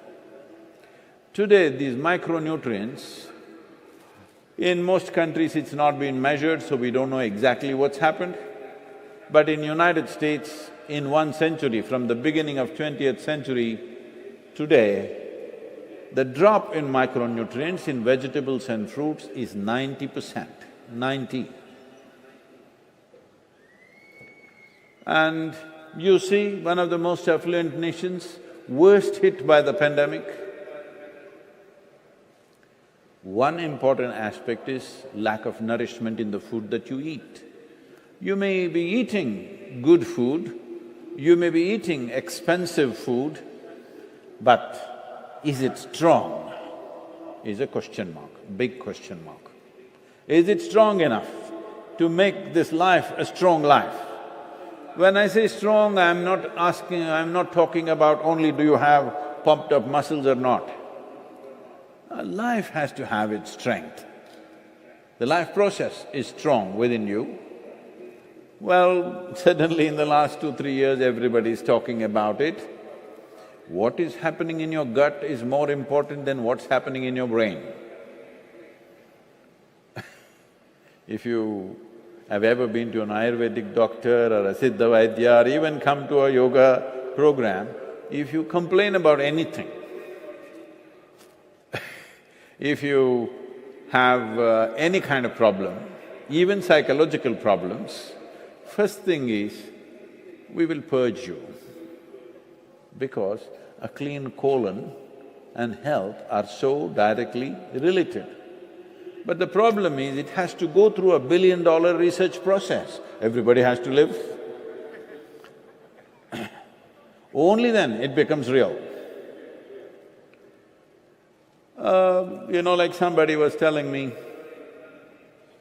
in United States, that year, I'm talking about 15-20 years ago, I was speaking to a doctor and the big problem of irritable bowel syndrome.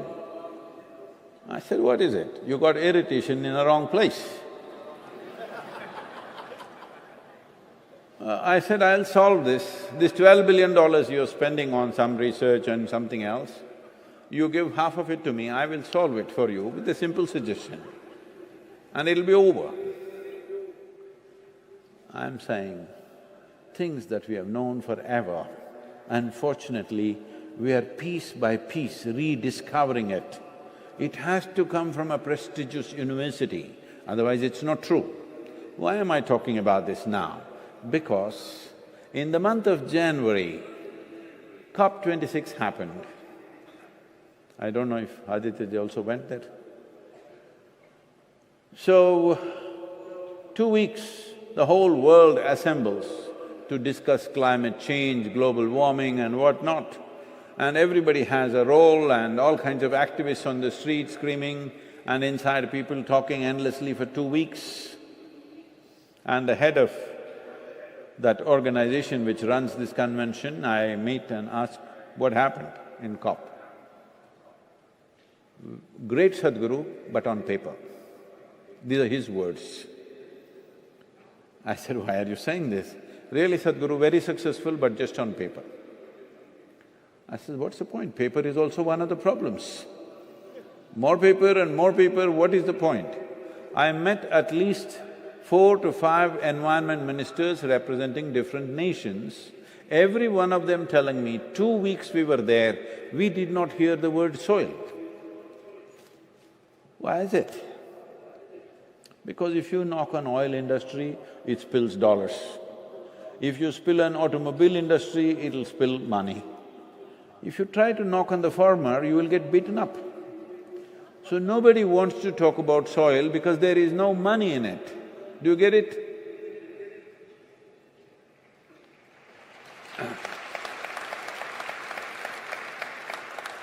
If you want to address climate change, if you're serious, if you want to address global warming, don't go by my words. It's a monsoon has come in, you may not feel it so much, but anyway, you will still feel it. Tomorrow go somewhere in an open space. Where there is open land, where there is no vegetation, if you don't have any meters and stuff, just with your hands, just feel the soil, how hot it is. If there is somewhere little grass growing, feel the soil, how it is. If there is bushes and other things covering, just feel the soil, how it is. If there are large trees, feel the soil, how it is. You will know what is climate change. If I make you stand in hot sun in the summer and take you under the shade of the tree, you know what is climate change, 4 to 6 degrees difference right there. The soil temperatures from open bare soils to soil with lot of vegetation and microbial activity, the difference can be 10 to 12 degrees. And we don't talk about soil, we talk about climate change. Everybody is interested in catching those carbon dioxide molecules. I thought you need oxygen to breathe, hello? You want to catch oxygen or carbon dioxide? No, all the activists want to catch carbon dioxide. There is a reason. I'll not go into the politics of it, because for Save Soil movement, I need all those people.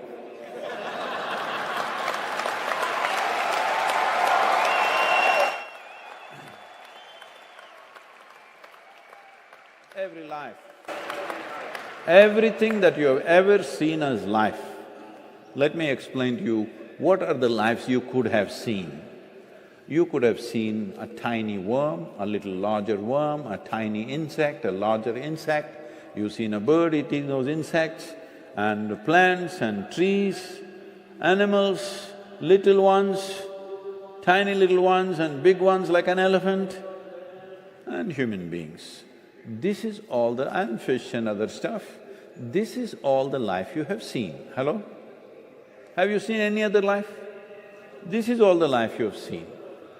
All this I mentioned, all these lives, whether worm, insect, bird, tree, animal, human, every one of them come from just 15 to 18 inches of topsoil. This is the cream of this planet. You know, these days maybe everything is coming to you, being delivered to you by some app. But in your homes, you might have watched your mother, if they handle the cream, they handle it gently. Hello? This is the way to handle the cream? Nobody digs it up with a pickaxe. Very gently. That is how everybody handles the cream, because cream is precious. It may be right on the top, but it's the most precious aspect of that. So what you call as soil or topsoil is the cream of this planet. It would take 600 to 800 years to make 1 inch of soil if there was no human footprint. With the present level of human footprint, if you want to create 1 inch of soil, it will take 13,000 years. Hello? 13,000 years to create 1 inch of topsoil. But in the last 40 to 50 years, maybe 70 years, nearly 52% of the world's topsoil is gone. Gone. Gone means where did it go away? The simple thing is this: you're growing a crop. Let's say you grow paddy or sugarcane or wheat or vegetable, fruit, whatever. If out of this land something comes up like this, This means at least 50 to 60% of this is just soil that's come up, right? If this weighs 100 grams, at least 50 grams of soil has come up. So if I take this away and put it somewhere in the marketplace or in my belly or somewhere else, that means that much less in the soil. When I do this for 30, 40, 50 years' time, it's gone. Does it take some genius to understand this, I'm asking? Hello? Now why is it that people don't get it? People ask me, Sadhguru, how did you get all this, Sadhguru? When did you become a soil scientist? When did you become an environmentalist? When did you become an ecologist? I am not any of these things. I am not a soil scientist, I am not an environmentalist or ecologist, definitely not an activist. I am a worm on this planet. I have crawled on this planet for 6.5 decades. I know what the hell is happening because it happens to me. Oh, we also lived on this planet? No. Tell me truthfully, have you lived on this planet or have you lived in your own world that you create in your head? Where have you lived? Because you're living in your own world, which is not this world, this is a complete misuse of human cerebral activity. This is a complete misuse of human cerebral capability. Your problem is your brain. Hello? You remember about 1.5 years ago or 2 years ago, unfortunately, a young lady in Hyderabad committed suicide jumping off the 5th floor of her apartment, on TV anchor. You must have seen that, it was all over the television because she wrote a note. Nobody is responsible for my death, my brain is my enemy. It took millions of years of evolution, millions of years of research and development to give you a goddamn brain like this. And now you suffer it, and now it's become your enemy. And now all this is happening. Human intelligence has become a problem. You tell me, is intelligence a problem or a solution? Hello? It is the only solution. Hello? Intelligence is the only solution.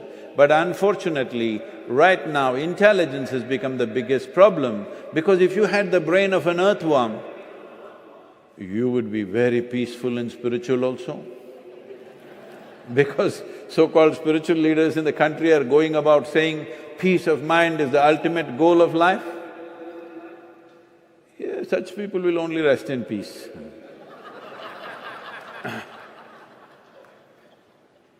If peace of mind is the only goal, if you had the brain of an earthworm, you would definitely be peaceful and you would also be eco-friendly. That also. Now, with such a big brain which took millions of years to manufacture, today you don't even know how to sit in one place with ease and ecologically you're a disaster, human beings. Why have we become like this? This is just this. This is the case of a potato farmer. You heard about this potato farmer? No. You're in Mumbai, you think potatoes come from where? Swiggy,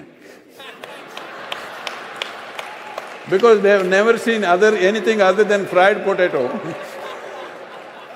Where did they see a raw potato? Ask the young people, have they seen a raw potato? No, they saw it only fried.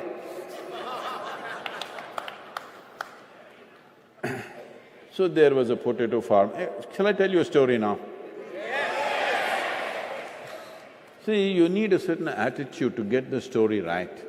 If I say once upon a time, you must say, aha. Hello? Once upon a time.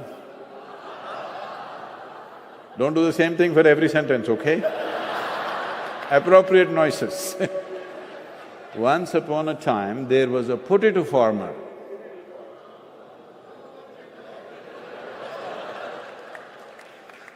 And one day, he wanted to eat mangoes, season, you know. That's good. And he started looking for trees, mangoes, mangoes, mangoes. But mango tree is obvious, it's hanging it all over the place. So he found the mango tree. But out of sheer habit, being a potato farmer, he started digging the ground for mangoes. When he found no mangoes, he became furious and dug furiously. After some time, the tree came down upon him. This is the case of humanity right now.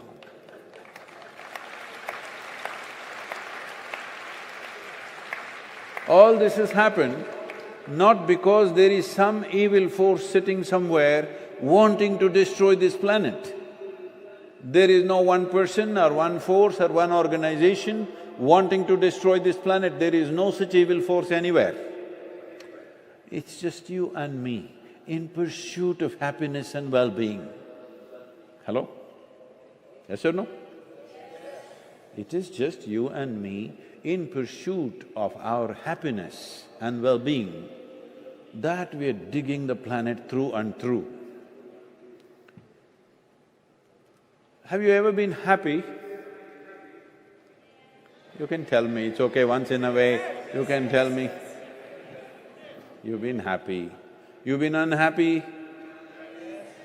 So whether happiness happened, unhappiness happened, it happened only within you, isn't it? So you must understand this, whether it's joy or misery, pain or pleasure, agony or ecstasy, happen only within you, isn't it? Everything that ever happened to you, pleasant or unpleasant, happened only within you. Or in other words, human experience is manufactured within you. Is that so? What is being manufactured within you should turn out the way you want. Your factory. So there are many ways to look at it. One simple way to look at this is a very complex chemical soup. Very complex chemical soup. If I give soup-making ingredients to all of you, same ingredients to all of you, do you believe you will come up with 13,000 soups exactly same? Or 13,000 varieties of soups? Some soups will be fantastic, some soups will be, I can do without it, some soups will kill you, various kinds. So the question is just this is the most sophisticated and complex chemical factory on the planet. Are you a great manager of this factory or are you a lousy manager of this factory? This is all there is. Because you are such a lousy manager of this factory, you're digging the whole planet upside down, thinking you will become happy by digging more. By digging more, it's not going to happen. Somebody was telling me, it seems some 1,000 or 1,000,000 light years away, there are 300 planets, just like planet Earth with the same kind of atmosphere, some of them 10 times larger than this planet. They all want to go there. I said, all the best, start the journey today. If at least half the people go away like this, the other half may come to senses, but no. I said, see, 300 is not enough. Even if you find 8 billion planets and give one planet to each of them, as long as they're in pursuit of their happiness, they will destroy these 8 billion planets in 100 years' time for sure. Yes or no? Because what should happen within, if you seek here, you will definitely end up digging like hell. That's all that's happening. So this is not an evil force. Every one of us, knowingly, unknowingly, all of us partners in this destruction. The only way to turn this around is all of us become partners in the solution. There is simply no other way. Pointing fingers is not the way, accusing this one and that one is not the way, because every one of us have done this knowingly or unknowingly, isn't it? No, I'm a climate change activist, I am doing this, I am doing that. Doesn't matter, these lights are on, something is burning somewhere, hello? Whether it's diesel or coal or nuclear or whatever, something is burning, isn't it? Every day, all of us, all the conveniences, whatever we are using, something is always burning. For that somebody is digging. It is like this, somebody has to do the dirty job for you. See, I want electricity in my house. Somebody has to dig a hole in the earth to get the coal out of there. Somebody has to build a thermal plant somewhere. They are doing the dirty job, we can say these people are evil people, but we are the consumers, isn't it? Hello? Every one of us, there's no exception.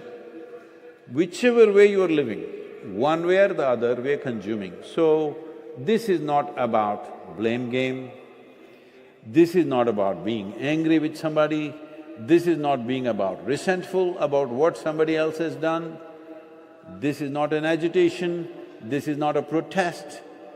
This is an expression of our love and responsibility for the life that we are, and the life that's around us, and the life that should be beyond us. There are many young people here. Are there Generation Z people? Z. This scares me. Oh, there they are. Generation Z scares me, that sounds like the last generation to me. Don't call yourself Z, call yourself A, B, C, something. Or take numbers because it's infinite. Alphabet's only 26. Don't call yourself Generation Z, that's a dangerous place to go. But if we don't handle things right now means right now. If we don't handle things right, when I say handle things right, Sadhguru, shall I go and fix my kitchen garden? That's very cute of you. Because I know your kitchen garden is just one pot in your apartment with one tomato hanging there. Very cute. But that's not a solution. It's really sweet of you, but it's not a solution. Because today, 51 million square kilometers of land is being formed on the planet. If that has to change, our agricultural policies have to change. How did agriculture become like this? In the year 1918, a German scientist for the first time came up with nitrogenous fertilizer. People threw this on their land and boom, everything burst out like that. In India, there are many places where yields went up by 300%. So this powder became the magic powder. You throw this, impossible things happen. It saved our lives also, okay?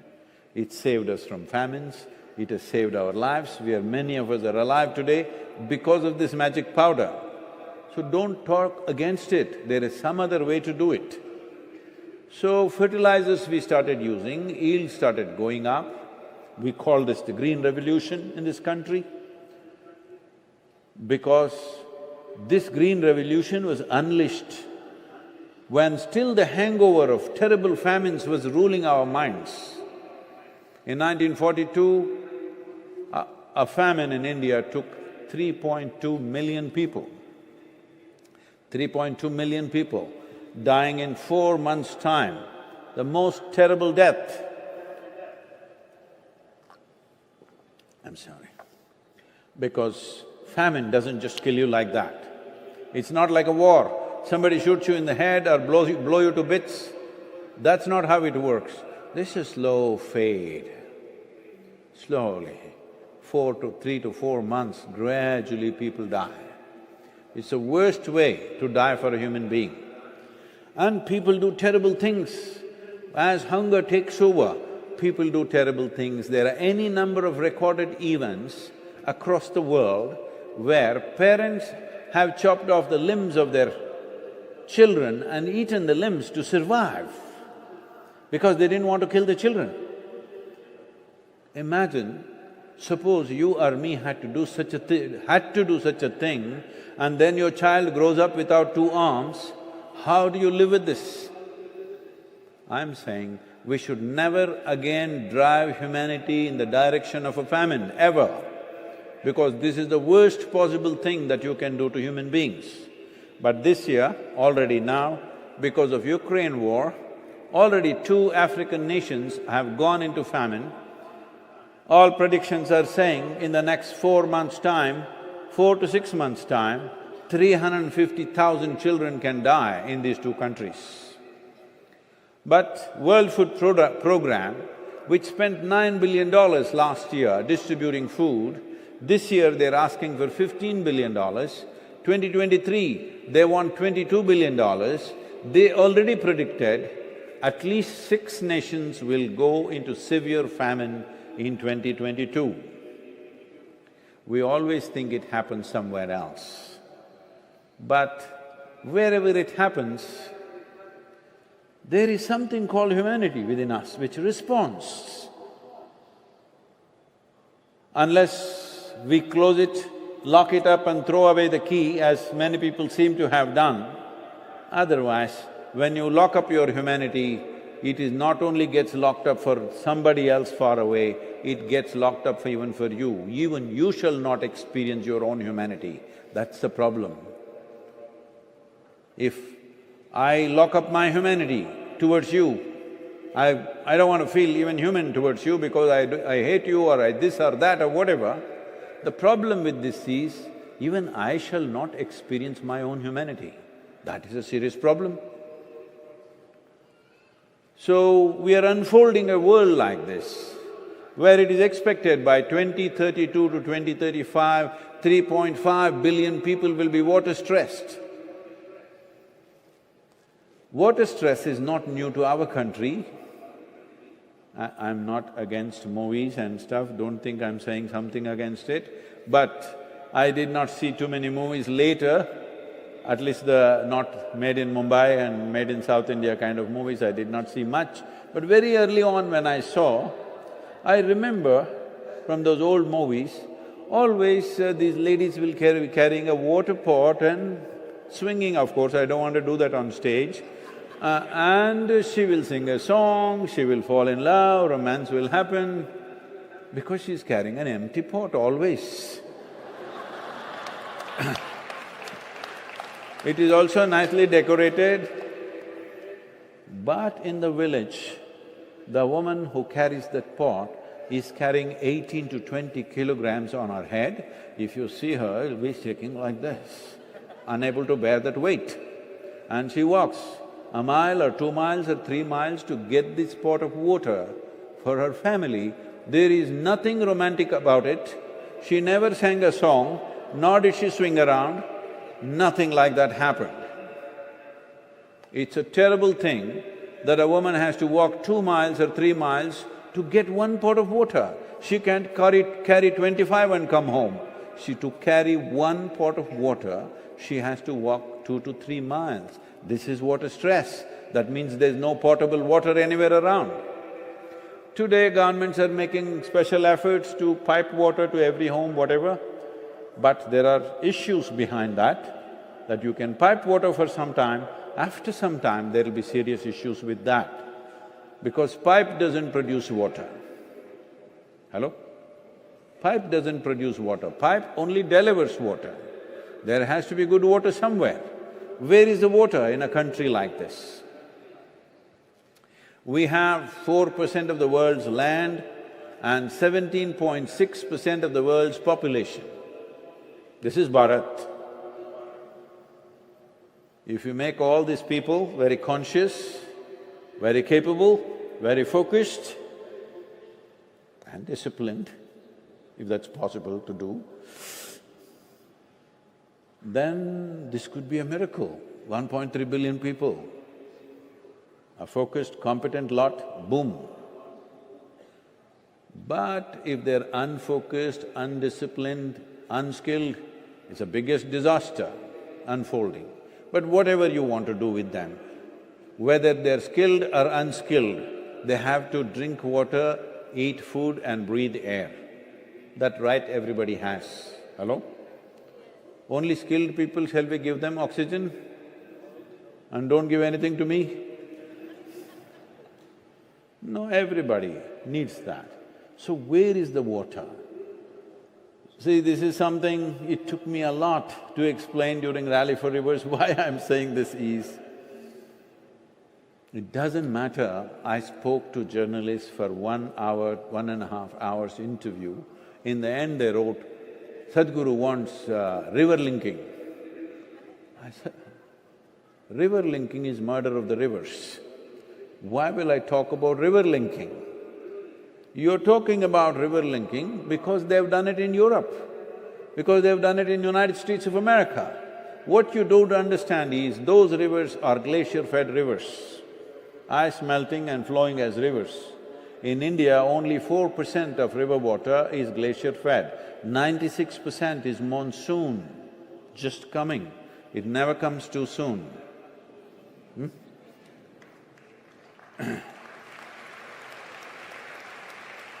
This monsoon water, the rainwater that's coming down, in the last 100 years, the measurements show there is no decline. Actually, in 2021, we had 37% more monsoon than normal.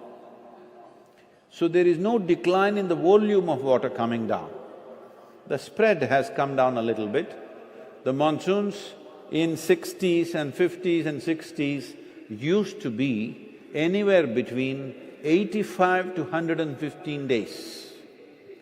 Now generally it's come down to 70 to 95 days. But the same volume of water is coming down. Mumbai people know this. All of you have a boat? Because the same volume of water is coming down in crushed amount of time. What used to be spread out is now coming out like this. There are various reasons for this. There are technical reasons, let me not go there. But the same volume of water is coming. Only thing is, instead of percolating like this, it is flowing on the surface like this. Why that's happened is, to give you an example, in Kaveri basin, I grew up around Kaveri. How I saw Kaveri 50 years ago and what it is today, only 40% of the river is left. Yes, only 40%. Scientific studies say only some 37% reduction has happened because they're counting rainwater season also. But if you take different segments of time, only 40% of the river is still flowing. For almost 4.5 months, it doesn't even touch the ocean anymore. Because we have removed 84% of the green cover in the Kaveri river basin. In the Ganga basin, we've removed 92% of the green cover. We built Indian railways on it. And it took us 50, 60 years to realize that we could make concrete sleepers. Hello? It took 50 to 60 years to realize we can just mold a concrete sleeper for the railways, we don't have to cut the trees. But we removed 92% in Ganga basin. Ganga basin accounts for 25% of India's geography and 33% of India's agriculture. That's what it is. I'm saying these things to you because we are seriously working towards a famine. We want a famine, we're missing it. Because the last famine was, I think 1951 or 52, so it looks like we are missing it, we are working towards it. It's such a large population today. We were just 330 to 340 million in 1947, today we are 1.3 billion. Now if famine-like situation comes, it's not something that you and me want to witness or go through. Hello? Because what is happening now, I know governments are planning, I know they're storing up in FCIs and all this stuff, all this is fine. But what you need to understand is, soil biodiversity is made like this. Right now, on an average, according to UNFAO, 27,000 species per year are going extinct. So it's a slide, it's sliding down. But anywhere between next 25 to 40 years, we don't know exactly when it'll happen, somewhere between 25 to 40 years, this slide will transform itself into a tumble. Once it starts tumbling, there is really nothing we can do. Some scientists predict when the tumble begins, in 6 years' time, about 40% of the world's population can get wiped out, human population. Some who are a little more aggressive on these numbers say in about 6 to 8 years' time, 60% of the world's population can get wiped out. The problem is not death, the problem is how we die. That's a serious issue. All of us will die one day, that's not the issue. But how we die, how painfully we die, how things happen around us, this will be a collapse of civilizations. Because in Mumbai city, 40% of the people have not eaten food for 3 days. What do you think? You think you can sing? You think you can make a movie? You think I can help people to meditate? Hello? You think so? It'll be a total collapse. Once certain number of people have no way to access food. See, right now, there are unfortunately still people poor enough not to be able to get food, but there is food in the land. They don't have means to get it. That's a different situation. When there is no food, that's a completely different situation. So why am I here painting this dark picture? This is not about the dark picture. It is… People ask me, Sadhguru, why did you have to ride 30,000 kilometers? You could have killed yourself. I said that was the whole idea. Without that killing myself idea, this wouldn't have worked. Because last 30 years I've been talking about soil in variety of ways. I've spoken to bureaucrats, I've spoken to ministers, I've spoken to many responsible people in the world. Everybody says, this is fantastic, Sadhguru, what you're saying, very important, great, great. And they'll sleep. They'll sleep on it. So, I'm not a minister, I don't hold any governmental position, I don't have any official authority of any kind. The only thing I have is people's goodwill. I thought that's the only thing I can play with. Maybe everybody does not understand, maybe more and more videos will come out because we've not had the time to put it out. You will see many situations were life and death for us, for me at least. Because the only way was, if I risk my life, at least people will stand up and do something. Fortunately, they have. 2.8 billion people have responded in the world.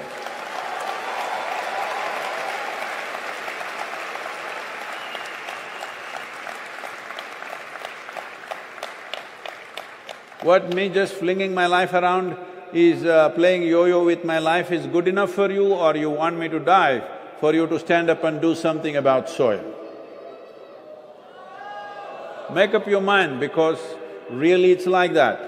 I am not just trying to make it dramatic or emotional for you, I am telling you that is the reality of what we are right now. As a generation, we have a huge challenge in front of us, but we have a tremendous privilege that if we act now, we will be that generation which turned back from the brink of a disaster, not a generation which slept through and fell over. I'm saying these things like this with a certain emphasis because humanity has this problem of walking into disasters and then grieving over it. For example, World War I happened. It was a terrible thing. So all the Europeans decided, we will never again fight. That was 1918. By 1940, they were ready to fight again in 22 years. World War II, as if it's a natural progression from 1 to 2. After that, they decided, never again we'll fight, United Nations, this, that, everything happened. Since then, how many wars have we fought? How many nations have we destroyed? How many million people have we killed like this? Going on. And now, I was just appealing to all the European youth, at least take this stand, by 2025, you will create enough awareness in the world, cutting-edge technology should not go into military use. What we have, destruction capability, is enough. What we have right now is enough. At least new technologies need not go into this, and create more and more efficient killing machines of various kind. If you hear the kind of weaponry that some of the top nations in the world are working, you just will wonder, what the hell is this about? What is it that they want to do? Really, what is it that they want to do? I can't understand. Because the kind of weapons that they're dreaming of to develop is just insane, total insanity. But that's power. That is the way to dominate the world. If you do not know this classified information came out some time ago. NASA was planning to bore with using nuclear weaponry, they want to put a hole into the core of the moon. You know, all of you singing right from childhood, Chanda Mama, whatever, they want to put a hole into it and make a donut out of it. Because in the core there is a metal which is 100,000 times lighter than steel and much, much stronger than steel. So they want that metal. They want to go into the core of the moon. So I'm saying, what is it? What is this life about? For a few years that we are here, yes, we want to live in some comfort, we want to enjoy a few pleasures, we want to be happy, we want to be well. This is a common human desire. But this is going to another place because we do not know how to employ our intelligence for our well-being, So 3.5 billion people going towards water stress means there will be a migration of at least 1.2 to 1.3 billion people will migrate in this world. When migrations happen, what suffering happens to families and people is untold, okay? If 1,000 people die, media will report 1,000 people died. Million people suffered, nobody writes about that. When unplanned forced migrations happen, women and children will take the worst always.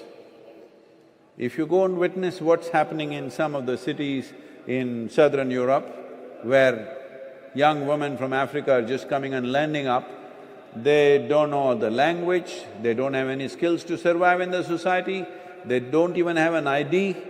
What happens to these young women is unspeakable. And whenever forced migrations happen, this is a natural consequence. I want you to just think 1 billion people moving because they have no livelihood on the land where they are. If the land was rich, do you think they would go? If the soil was rich, would they leave this place and go to some unknown place with their women and children? Because they can't even grow the food for their family, that's why they're going. Now all this essentially is because, there's an evolutionary problem. The genetic scientists say the difference between you and a chimpanzee in terms of DNA is only 1.23%. Is 1.23% a great percentage? Hello? Is 1.23% get you anything? No. But that is all the difference is. Physiologically, that is how close you are to a chimpanzee. But in terms of your intelligence and awareness, you're worlds apart from a chimpanzee, and that's your problem. You have an intelligence for which you don't have a stable enough base. So this intelligence is doing terrible things. If you don't take charge of it, if you take charge of it, this could be the greatest solution. If you don't take charge of it, this is the worst problem that you will ever face. And that's what we are facing right now. Problem of human intelligence going berserk, not being able to employ our intelligence consciously. When you come to this level of intelligence as being human, you're supposed to function consciously. See, the way you are made is like this. For all creatures, there's not exact numbers, but generally, for all creatures, nature has fixed 90% of their life. Only 10% latitude for individual expression. Otherwise, they're all same. But with a human being, you have come unformed. Only 10% is fixed by nature, 90% is in your hands, and that is the problem. This is the greatest freedom. You can be whichever way you want, you can make yourself the way you want. But now that has become the problem, freedom has become the problem, intelligence has become the problem. Because freedom and intelligence are wonderful things only if you are conscious. If you are compulsive, both intelligence and freedom becomes terrible. Because right now I'm saying this in Mumbai because right now, whatever you're compulsive about, you generally claim it is my freedom. Compulsiveness is not freedom, hello? Compulsiveness is slavery. Freedom means I'm conscious, I can do my life whichever way I want. If you could just think the way you want, right now, if you could just think the way you want and feel the way you want, would you be joyful? Why such a simple thing is not happening? You've not taken your faculties into your hands. Suppose it so happened, your right hand, forefinger, comes and starts poking your eyeball. We should do something about this finger, isn't it? Hello? We must tie it up, we must do plaster it, or we must cut it, we must do something, otherwise it's going to take the eyeballs out. Right now, this is the state of your intelligence. Your own intelligence constantly poking you endlessly, isn't it? Hello? Constantly poking you. But if we take half your brain out, suddenly you become peaceful.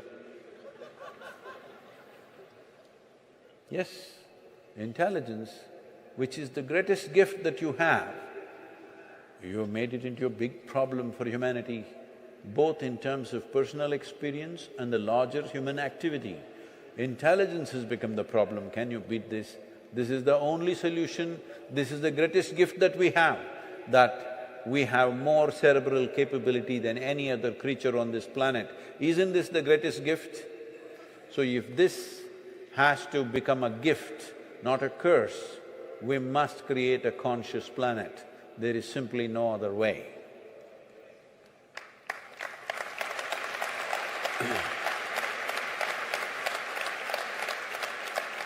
If your body becomes pleasant, we call this health.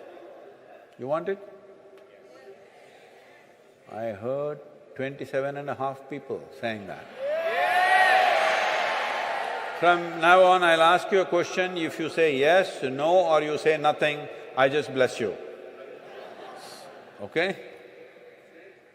Pleasantness of the body is called health. You want it?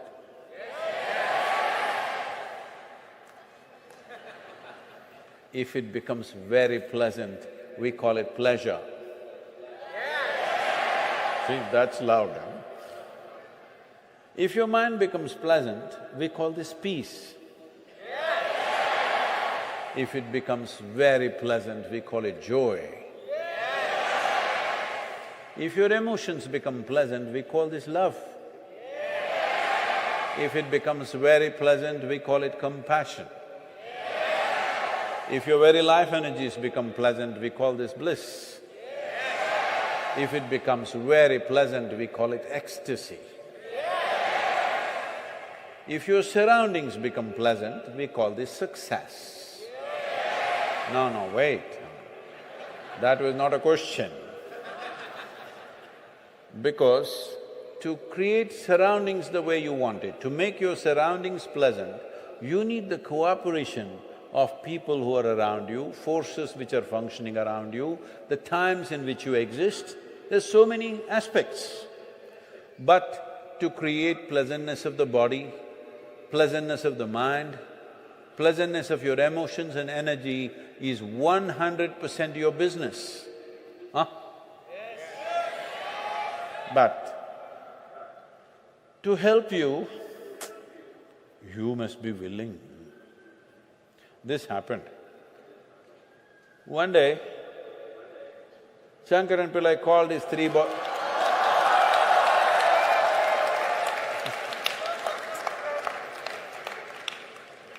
He called his three sons. I'm trying to speak, don't feel insulted, I've not spent so much time in Maharashtra, so I'm trying to speak like the local accent.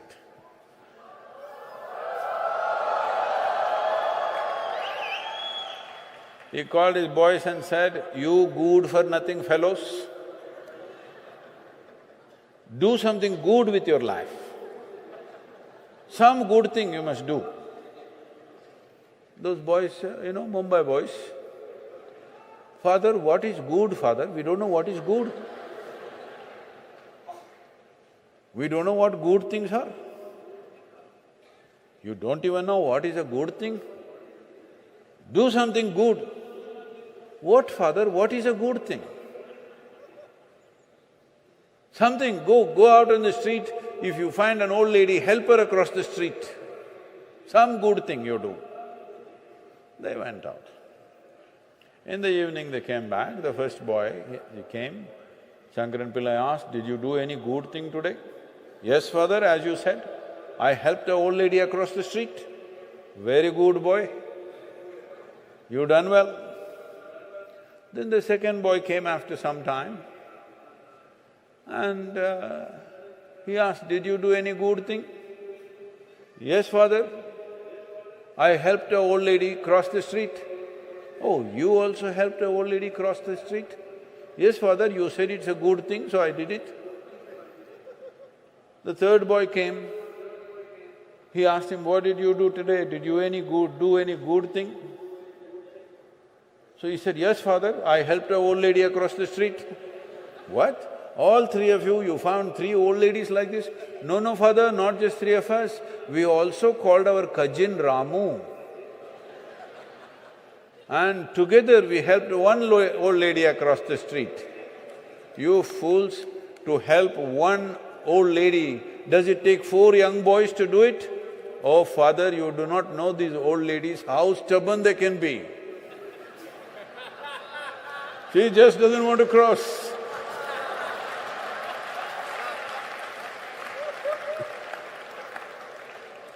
I'm saying this story to you because this happened in 1982. I was… once again, after so many years, I'm still on a motorcycle now, but I was riding and I was actively involved in some business, very successful for those days, busy, and somewhere in between I found 1.5 hours break in the afternoon.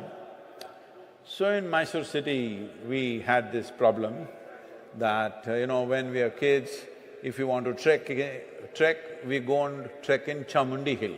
It's a small little hill, but when I was 8 years of age, it was like Himalayas for me. So we climbed, we camped there. As we grew up, we cycled up, then we motorcycled up. We want to test our motorcycles, we are on the Chamundi Hill. If we want to have a party, we are on the Chamundi Hill. If we fall in love, we have to go to Chamundi Hill. If we fall out, you have to go to Chamundi Hill. Because all these people, those who think they have fallen in love, they would have written SKP loves TKP. Now when they fall out, they have carved it on the rock, they have to go and break that rock. All this. And if we had nothing to do, we go up Chamundi Hill. So in the afternoon, I have nothing to do, I didn't even think about it, where to go. Simply, my motorcycle just went up Chamundi Hill. I know the hill through and through, so I know where to go and where to sit. So I park and climb up a little bit, and a big rock, a beautiful place. I went and sat there. Till that moment, I always thought, this is me and that is somebody else. I have no issue with somebody, but this is me, that is somebody else. Suddenly I did not know which is me and which is not me. I was sitting with my eyes open and I could not make out where is me, where is not me, because what was me was just like it had spilled all over the place. Then I thought this lasted for 10–15 minutes, but when I came back to my normal senses, 4.5 hours had passed, tears were streaming down my cheeks. Me and tears were impossible, but tears where my shirt is all wet. and every cell in my body is exploding in ecstasy. I had like unbearable levels of bliss, it's almost like you want to just die right there, that kind of thing. Then to my closest friends, when I ask, something is happening to me, I'm just blissed out all the time. Hey, come on, what did you drink? Come on, what did you pop? Oh, you found the mushrooms, where is it, where is it? I knew there was no point talking to anybody, there was no context for me. Then I experimented in so many ways and I discovered if I keep my hands off my psychological process, every cell in my body gets blissed out. I experimented in so many ways and I thought, this is it, I have found the gold mine. Then I sat down and made a plan. There's no fool like a young fool, I'm telling you, those of you who are young. I was 25 and I sat down and made a plan. On that day, the world's population was 5.6 billion people. I made a plan in 2.5 years' time, I will make the whole world blissful. Because who wouldn't want to be blissful? Nothing to do. If you just simply sit here, you explode. Who will not want it? Hello? Who will not want it? Oh, no. In the last, it's not 2.5 years, it's been 40 years, huh? Because of this motorcycle, half my beard is gone, but it's been 40 years. And incessantly, every day, 7 days of the week, 365 days, 18 to 20 hours a day, non-stop we've been working. Today people say we've touched a little over some 2.3, 2.4 billion people, but that's not my idea of the world. Come on, don't clap at my failures. You try celebrating my failures. I'm lamenting to you that today the population is 8 billion and I know I will die as a failure. That is why, for the Save Soil, I only ask for 50% of the population. Will you make it happen? I gave up the full population because of age and wisdom. Now I reduce the population 3.5 to 4 billion people out of 8. I'm asking you, all of you who are here, all of you have a phone with you? What, the smart kind or the dumb kind, what do you have? Smart. So you call somebody smart only if they're smarter than you. And I'm glad you have a smart companion in your pocket. And this is a powerhouse. You can use it to send a few silly messages, it's okay with me, but not a whole day, okay?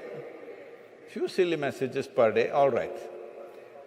But rest of the time you must use this powerhouse because this is the first time, this is the very first time in the history of humanity that you can sit in your home and talk to the entire world. Many great beings have come, many great beings have come. When they came, if they spoke, even 10 people could not hear them. Today, you can sit at home and talk to the entire world. When you have such a capability, when you have such a tool with you, if you don't make this happen, it just shows that you don't care enough. Will we make it happen? So not shouting this evening and going away and sleeping on it, you must keep it on. Our environment minister is here, till they make a clear policy, it's not his department, it's the agriculture department which needs to do it. But in this state, in the country, in the world, because soil ecology does not respect our state borders or national borders, it is life happening. It's an effulgent life happening across the world, microbial life. If you look at it, it's such a fantastic phenomena. It's a life phenomena happening at in such a complex and tremendous way, but in such harmony, it's happening. This you cannot divide with national boundaries and state boundaries. States and nations are for the sake of administration.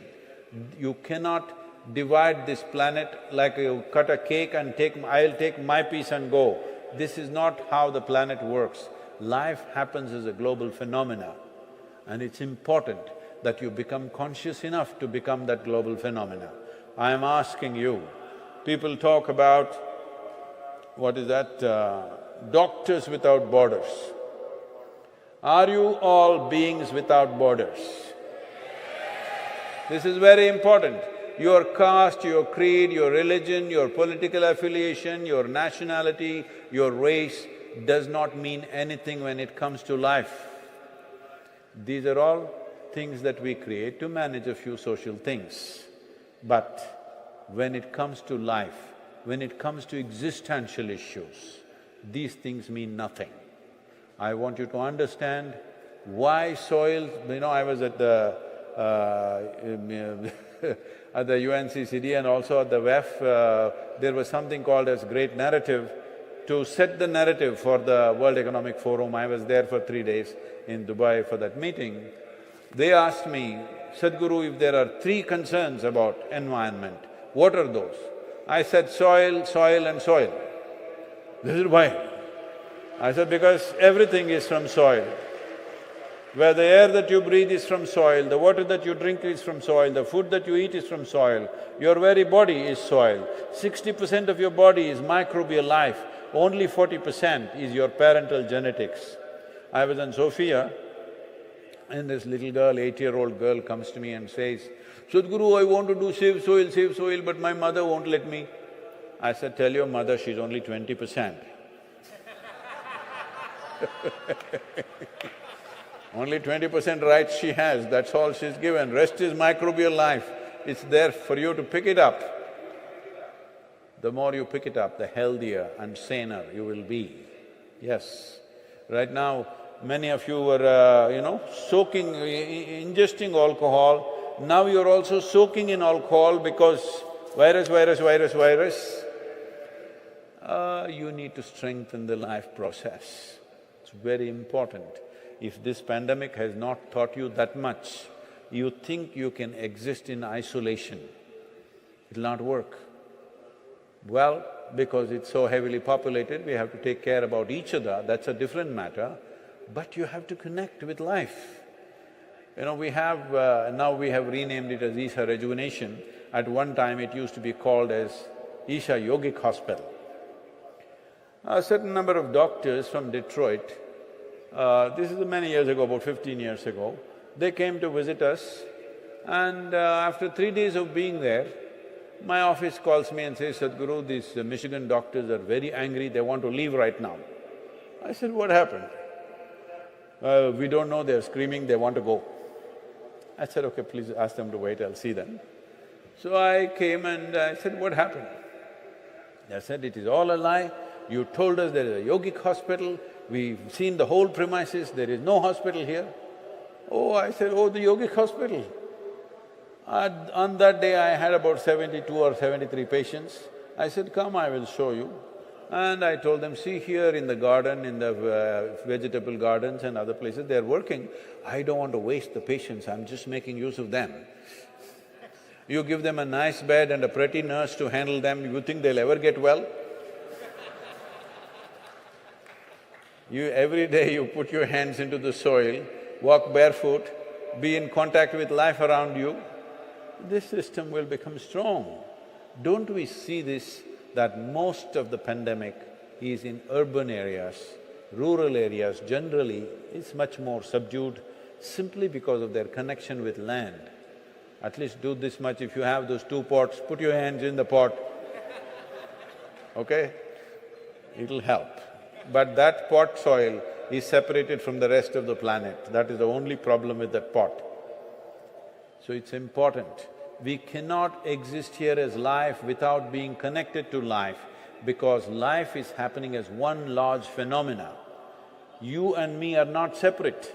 If all the insects die tomorrow, all life on this planet will end in 4.5 to 6 years, including you and me. If all the worms die, in 2.5 to 4 years, all life will end, including you and me. If all the microbes die, right now we will all end, because 60% of your very body is microbial life. It's a phenomena beyond description.